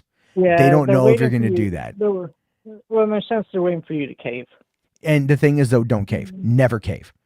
Yeah, Never cave. I never do that shit. I know a lot of my managers, they're really like, they'll give a lot of people just passes just to shut them the fuck See, up. yeah, my old boss was like that too. He got real mad at me, like when I would fight people on like sneaking in outside food or drink. And he's like, why? And I'm like, because we sell concessions. And he's like, yeah, but like, why? And I'm like, because that's my job. That's what you put me there to do. Right? Yeah, you put me exactly. there to do that. I'm going to do my job. I'm going to do it well. I'm good. I feel like we're kind of bad at some of the people that back in. We literally had a guy who's come in twice, and last 2 times he's thrown a drink at my manager. Yeah, we had a Manager, homeless too. guy punch out my manager, right? My old manager at the theater in LA. And then you know what he did? That little bitch. What he fucking did is he went into so we used to be able to, the managers used to be able to go and review the security camera footage. Yeah. And when he got decked the fuck out, he went and he locked us all out of the system. None of us could go back and review any of the footage that we needed to look at if anything happened. Because I think he didn't want us to go and find the footage of him getting punched out and shared around. I had a homeless guy throw a water cup at the side of my head. I had a homeless guy threaten to pull a gun on me. Damn. Yo, I yeah, think- that happened, man. And I recorded part of it too, and people have taken that video so far out of fucking context. Yeah. You know? I think the water cup one cracks me up because I was literally like rolling away in my wheelchair, and then the water cup just hit the side of my head. And you literally look down, you see all this fucking water on the ground, and you literally could have placed the water with blood, and it would have looked like a fucking murder. Dude, the fact that you're in a wheelchair and some guy threw a water cup at you, like that just makes him look like Yeah, and this happened before I was even clocked in the morning too. How the hell did you piss off someone before you even He wanted a water cup, and I went and got him the water cup, and then he was like, "Well, where's my popcorn, man?" And I'm like, "I'm not just gonna give you a popcorn for free, man." And then he saw I had my sandwich in my hand, and I was gonna eat later, and he's like, "Well, what about that sandwich?" And I was like, Yeah, no, that's mine. And so he just like, I'm rolling away and it hits the side of my head. Jesus. And you can watch the video and it's funny because it just like, it hits the side of my head. I look at my jacket, I'm like, oh shit. And then I just roll away. That's I've never had that happen before. I think it would have gone a completely different way. But then again, Yeah. a lot of it is you know, a lot of it is probably it's all about, I guess you could say, like how you you know, like how you end up dealing with all that shit. You know, I guess. Yeah, that's true. What's funny is he wouldn't leave, so we had to call the cops. And the cops came, but he had left by then. But they walked in and they saw the water on again, and their faces were like, "What the fuck?" Yeah, people are weird. You know, and the thing I've realized is that people really do not have etiquette anymore. They don't, like, there's really There really isn't. I think especially kids have no etiquette now, you know, because I don't know. It's like they're kids, you know. You can't expect them to have too much, but at this point, it feels like so bizarre. Though what I hate is when I see these kids where the parent. I've literally been in theaters with kids, and the parents will tell them to shut the fuck up before the movie starts, essentially, and then the parents will talk the whole movie and the kid won't say a word. You ever seen that? I mean, like, I've had it before where you know, you've got like I've seen a parent smack his child and then have that head fly into like a fence in our snack bar. We had this like metal, you know, we had turnstiles, right? You could go through the turnstiles, but then they had like the metal, the fencing, whatever it was. And then a dad smacked his stepkid, and like the kid's head went into the fence. Like, we watched it happen. And then we called the cops, and the guy just like took the fuck off. So I've seen a lot of shit where people, you know, just fight with their kids, or my personal favorite is when you have kids acting up and then the parents defend their kids. Like, in the sense of like, you tell the kid to shut the fuck up, and then the parents get all mad at you for telling their kid to shut the fuck up. So then you have to tell the parent. And it's like, well, now you know why that kid acted out. Yeah, in many ways, it's very. I think I haven't had any like situations like that. The worst I've gotten was there was a guy who came in with McDonald's food, and it's literally like we didn't have an open lobby. It was just one person taking tickets up front. It was just me, and I was like, well, I can't let you back with any outside food or drinks, you know, sign's always here. He's like, oh, please, just this fucking once. And I'm like, sorry, man, I can't let you back. And what he literally did is he took the McDonald's food and made his kids eat outside our front door on the ground. Yeah, I've kept people from bringing in outside food or drink before. And he came in to get more food, like drinks and stuff. And you just looked at this guy and the way he was talking to us, like, we're like, he's probably beating those kids. Yeah, there's probably a fair amount of that kind of shit that goes on. Yeah. You know what I mean? Like, there's the thing is, like, parents take their kids, you know, and then they don't watch after their kids or whatever. Like I said, when I was watching Moana 2 yesterday, there was a woman who just, I guess, wasn't into it like her kids were. And I could see that she was like on her phone, but her phone was in her purse. Yeah. You know, and so to keep people from fucking seeing it, I guess. I think more theaters need to do it. We have people go into the theaters and check all that and tell people to get off their phones. Yeah, I don't think people are doing that much anymore. You know what I mean? Yeah, I don't think people are. I think it's because these theaters are afraid because people get confrontational now, and you can read horror stories on the internet, like articles about it, police reports about people getting violent. Yeah, I've seen it. No one like the woman who died on January 6th, Ashley Babbitt. We went to the same high school in San Diego, and I worked at the drive-in, which was only a couple miles away from the high school. So I guarantee you she went through there. The type of people that fucking get all butt mad in the San Diego, that East County, San Diego area, right? Like, trust me, they brought all that bullshit to the theater. So let's see. Movie theater workers don't enforce outside food. I mean, some people do. I did, but you know, then again, like I sneak in shit all the time. I think it's hard because most of the time you really don't see it. Because you don't I know mean, because you don't know what you're looking for. You don't know what you're looking for. Yeah, right? That's the exactly. whole thing is like, look. And then the other thing is when you're trying to tell people to, a lot of us, or a lot of people who work at theaters are kids, let's be real, like teenagers, and they Yeah. don't want to deal with the confrontation of telling people to. Well, get and they're the only fuck out making with it. minimum wage. So they're not going to give a shit. Yeah, I mean, I make like what, like $16 an hour. Like I don't know.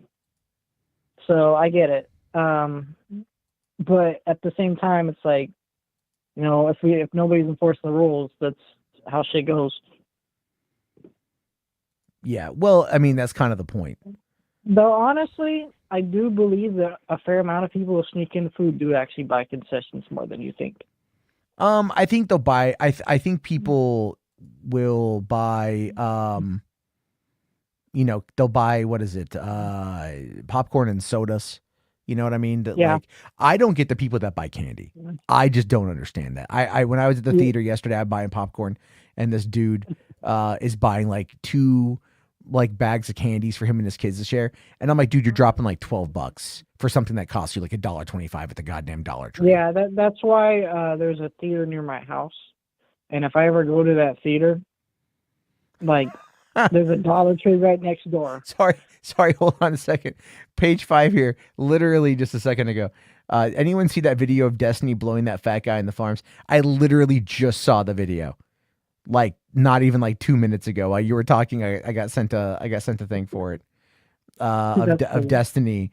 He's a streamer, political streamer. You know, Yeah. blowing some guy. I just saw the video. Holy shit, that's so fucking funny. No, not Destiny FOMO. Destiny Stephen Bonnell.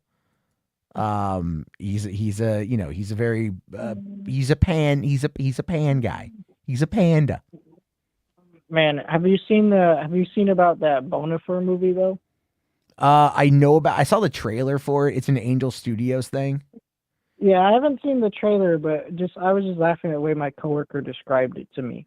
So basically, the concept and the way he described it to me was like, it's basically about the guy who assassinated Hitler having a crisis of faith of whether he should follow God's law of thou shalt not kill, or whether he should just kill Hitler. Well, no, he wasn't the guy who killed Hitler. He was in on the plot to kill Hitler. Well, But the idea essentially is just that. Yeah, it's like God says thou shalt not kill, but Hitler. You know. Yeah, it's just like, that's so goofy to me because I'm like, who wants to watch that? Like, we know the answer. I don't know. I think like, you know, there were people out there. Again, these are like not to get too whatever, but look at like Trump voters, right? You're all like, well, I mean, he's bad, but like, you know, like we'll be fine. Yeah, I guess that's true. Honestly, what's funny is I took a ticket for a guy today for that movie, and he had a Trump hat on. Yeah, so I was like, oh. But has that movie been making some money? I haven't checked any box office earnings, but I know we haven't been filling up at all for it. Okay. Because the thing is, Angel Studios keeps trying to recapture that Sound of Freedom success, and they can't do it. Well, the Sound of Freedom success was really, really well done for the sense of like they had Jim Caviezel, right? And Jim Caviezel is like, you know, he's known. He was Jesus, you know, in Passion. So like he's already got that cred amongst the Christians. Yeah. I mean, the most I think that will come back again is Passion of the Christ 2. Yeah, right. Like Angel Studio should be funding Passion of the Christ. I think Passion of the Christ 2, Harder.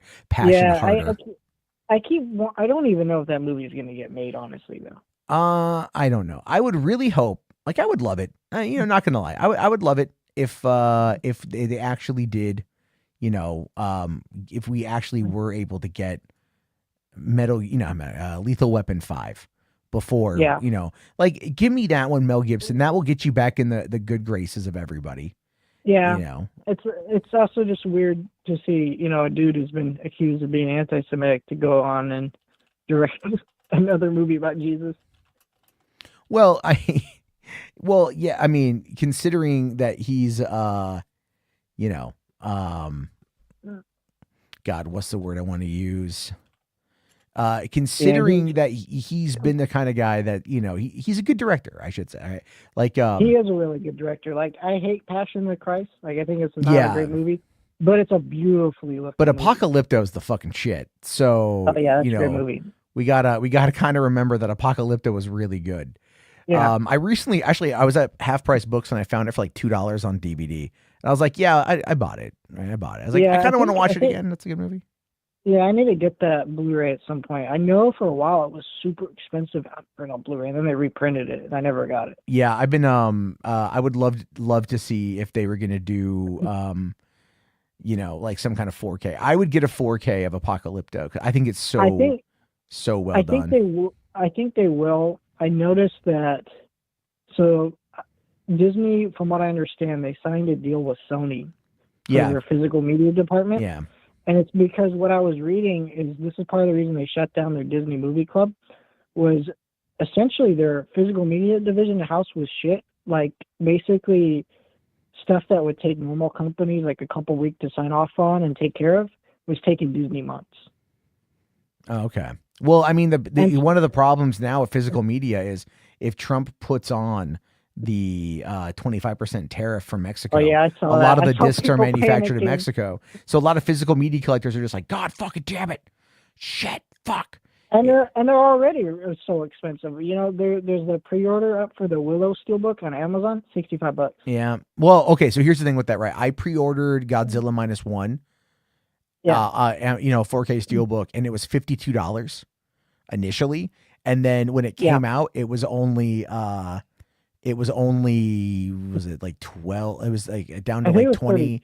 30. No, I it think it was was like down to 35. 40. It was they charged me 40. Yeah. And then there was an additional discount of like another $14. So it only cost Yeah. me 26. Right. And I was like, okay, great. So like I saved a shitload of money, right? So I'm gonna pre-order Demolition Man. I've Yeah, already got some of Galaxy those- Quest pre-ordered. And some of those will do the price drop, but really the Disney ones are not. Like the Deadpool Steelbook's still $50. yeah, I'm not. See, the thing is, I'm just gonna get that Deadpool Wolverine, like the regular one, when it's on sale down the Yeah, road. that's what I I'm just gonna got do. the slip cover. It was $30. At this point, I've been buying all my Disney movies day one, just the cheapest version, because They don't drop in price. they don't drop in price, and I don't think Disney's producing a lot anymore. Well, I mean, again, it's kind of like, you know, but they are giving us. You have to remember, they are giving us. What is it? God damn it. The Mandalorian season 3 Steelbook. The Ahsoka. You know, they're doing a lot of those. A lot. You know, they're doing like the Disney Plus stuff, Star Wars wise. So have you heard about what the catch is with those most recent releases though? No. So essentially, what I've heard is the ones they put out this week, they do not have Blu-ray options whatsoever. Now the previous ones did. Apparently, the Blu-ray ones didn't sell well enough, and so they're only doing the 4K options. Which I don't buy, because my thing is like, okay, if that's true, then just limit the amount that you produce for the Blu-rays. Yeah. But you can still put it out. Yeah, I mean, like, I want the Steelbook. See, here's the thing. I wanted to buy Prey, right? I haven't bought Prey yet, because I was like, I said, it was so funny. I'm like, I would buy Prey if it came out, which is true. I want to buy it. But the problem with Prey was that it was like $40 for the 4K. Yeah, it's too expensive. And I'm like, God. that's too much. That's too much. I don't remember. I love Prey, right? Yeah, it's great. It's a great film. I love it. But that's way too much shit right there. Like, that's way too much. I don't want to I don't want to deal with that, you know? Yeah. And so that ends up being a big problem with some of the shit, is just like, you know, the cost of it's going to go up, and they're doing this because they know that it's really like Star Wars toys. It's not being bought by kids. It's being bought it's really by not. the adults. And so Star Wars, the Disney Plus shows, those are going to be released under the guise of, these are for collectors. That's why they're only in steelbooks. And and like that part sucks because, like, look, I would buy it. I don't always want a fucking steelbook. I'm not a big. I tell you the truth, I'm not a big steelbook fan. I'm gonna be real. Steelbooks are lazy and they're overpriced.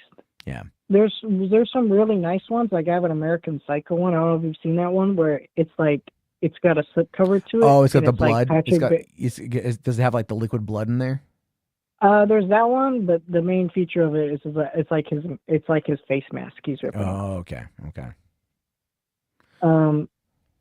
So like, those are pretty cool, but like a lot of these things are just like it's the character on front and that's it, or it's the logo and then it's black. I'm like, okay. Like steelbook collectors will honestly buy anything, and it's kind of annoying because they're not. Well, and you've also got the the secondhand market is also like the scalpers are buying a lot of shit too, right? Yeah. So it's like, And then, like what was it earlier this year? They released the Super Mario Brothers 4K collector set for $100 through Umbrella. Oh yeah, the Umbrella edition, yeah. I wish we get a in states release of that, but it's owned by Disney, so it'll never happen. So, well, no, you can order it. They've got the for $40 on, like, I can buy it right now. Region free Australia import $42. Yeah, And I'm just not into importing stuff. I feel like there's some really nice overseas releases, but I hate all those region labels on them. They're just gross to me. Like I don't like looking at them. Well, and the thing with 4K is region free. So I mean that part's nice, right? That part's that is nice. But the thing, that I think there's a couple 4Ks that are not region free, but for the most part, almost all of them. I mean, I haven't heard of anything not being region free, but I can't remember what it was. There was like a few releases I heard that weren't region free. And I think it was because a different company had the rights here in the States to release it, but then overseas it was another company. Okay. Where a lot of times these 4K releases are now being released by the same companies overseas. Yeah, I mean, it's like, it'd be really cool to unless you're Disney, take like then a you year. don't get jack shit overseas. Yeah, well, I would love to be able to head over to the to the UK or whatever and get some of the cooler shit that they've got. If I had the money to fly over there like once a year just to buy a bunch of fucking movies, that would be pretty great. But all right, man, I'll let you go. I'm gonna try to get one more person in, and then I'm gonna. If you want to get more movies, just get rid of your kids, and then you'll be able to afford it. No, I'm okay. I like my children quite a bit. Yeah, so. that's true. That's like how I am with my dog. Yeah, they're fun. They're fun kids. So yeah, I don't want to get rid of them. Until they're 18, I can kick them out of the house. That's true. All right, well, you have a good day, man. All right, I'll see you later, buddy. Thank you very much. All right, thank you, Chan. So. That was a good conversation. I'll do one more if anyone wants to. 323-400-4956. If not, take a look here at the chat. Jess says, blasphemy. I have many steelbooks. Fourth says, never bought a steelbook. Those things don't go up in value. I mean, what sucks, though, is like the UK gets like really fucking cool releases, and we don't get them here in the States. You got to import them. So that's where, like, last night I was looking at the Battle Royale. And I should have bought it. Should have bought it the other day. Should I get the Music Man asking, should I get Galaxy Quest, the new Blu-ray 4K, even though I have it on Blu-ray? I mean, I don't have it on Blu-ray, so I can't tell you that one. But I want to know how the transfer is going to be. I was watching it like last year on Amazon or something like that. And like, you can see like the 25-year-old dating on it. Like there's a lot of film grain. It still looks good, but I want to see what the up-res version is going to do. That's what I want to see. I want to see what they're able to do with that. Maybe we'll get lucky, but I do want to show you guys. I did just post this on Twitter. I found this on 4chan, and I think it kind of exemplifies everything we know about our friend Shrek McShreckington, whatever the fuck. This is this is what I want to see in Shrek 5. Okay. This is what I want to see in Shrek. This is what I want to see of Shrek the Return. Just Shrek Jesusing it up, walking on water. You know, get out of my swamp. Fucking that's glorious. You gotta love it. All right. What do you mean 4Ks work on any player? What do you mean? Anyway. Can we talk about what is this? The Legendary ending? About Legendary ending their deal with Sony? I didn't hear about that.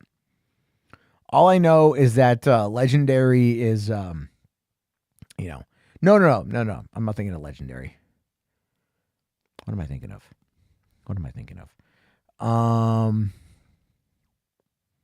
Legendary. What have they done recently? What have they done? I don't remember. What do we got here? So, eBay. Let's see. I'm looking at this thing on Mario. Super Mario Bros. 4K Umbrella Entertainment 1993 movie. $21, 3 bids.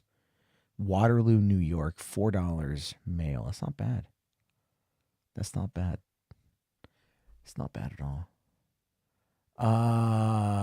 Yeah. Anyway. I do want to do that. Anyway, yeah, so that was kind of funny, the whole Destiny sucking dick thing.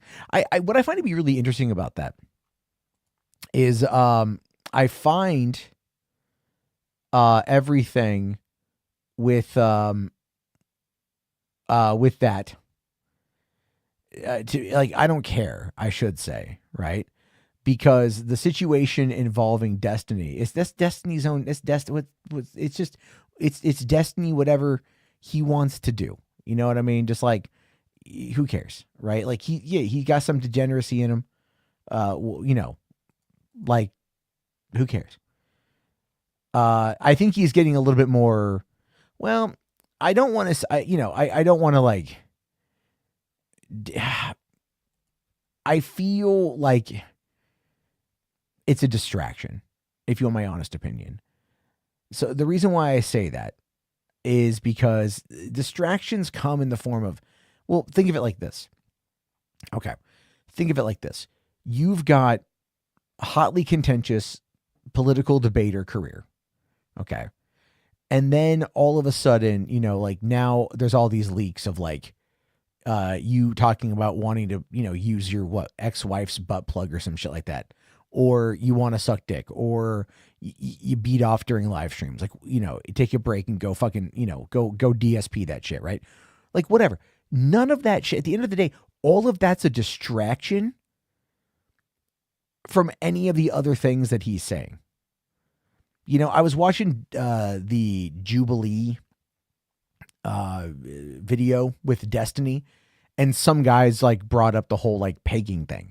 And I'm like, you can't shame someone who has, who's always kind of, who has no shame. You know what I'm saying?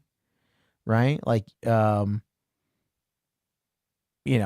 really what it boils down to is, you can't, I don't know. I don't care.